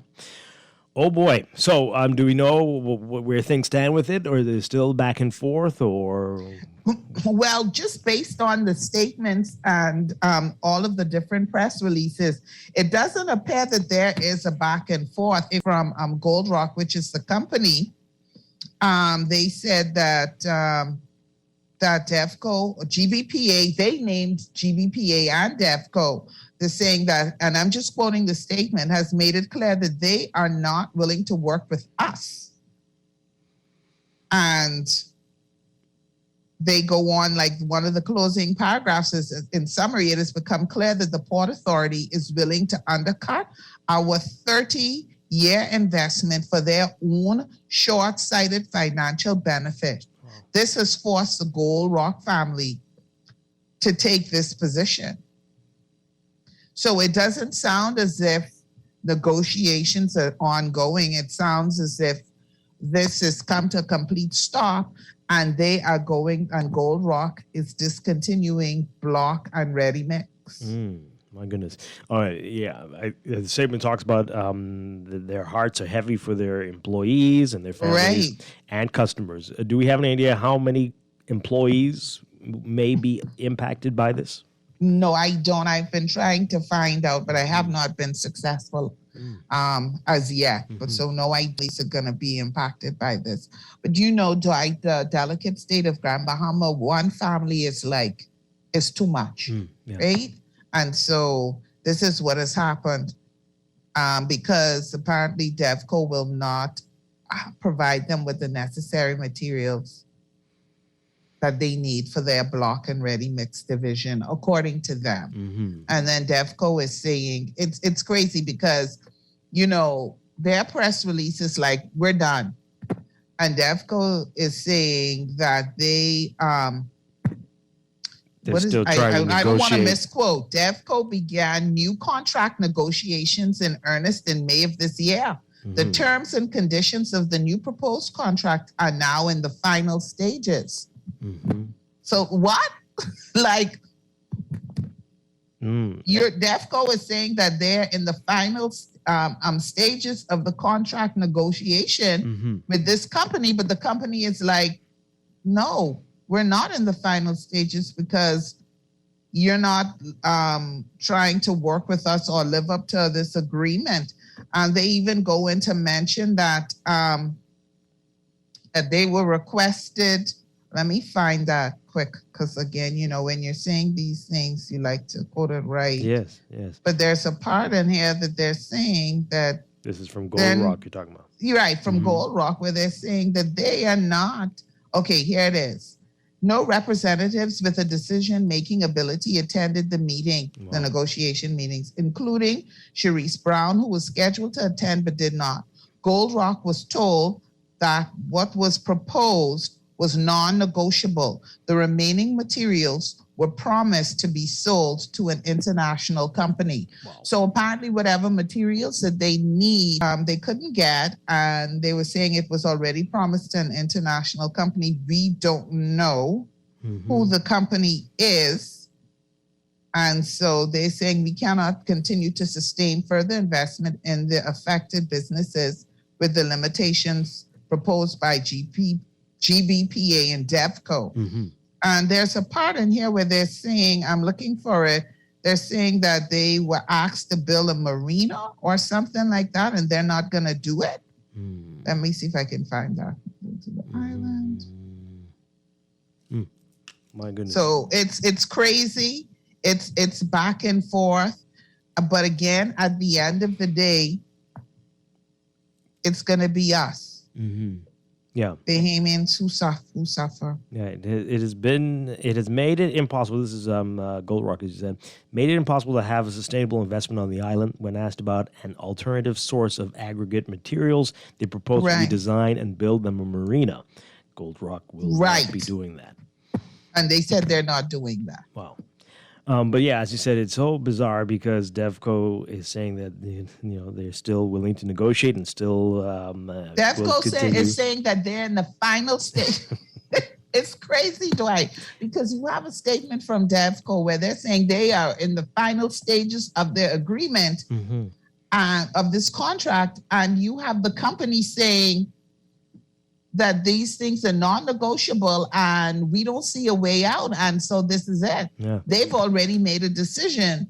This last line in the DEFCO statement is interesting. DEFCO has and will continue to operate with transparency and conduct its business in a fair and respectful manner. Yeah, very interesting. Well, we're hoping for the best. We're hoping that this can be resolved and cleared up, because, there's so much, as you know, every time you're on, people calling in and saying how the table has turned. The tables have turned for Grand Bahama, and this is, right, the new era.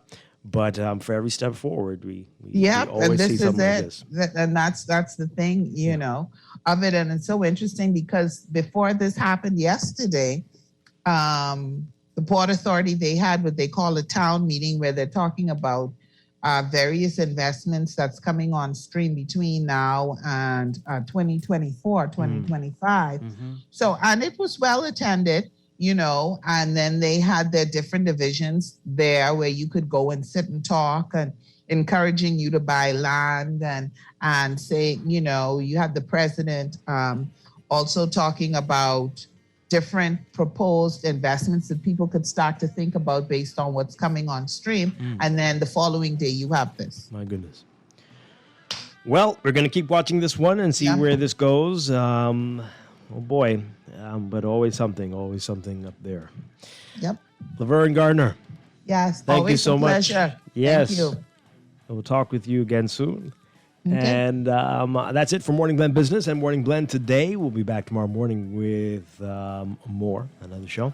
And stay tuned for On the Clock with Aaron Green coming up next.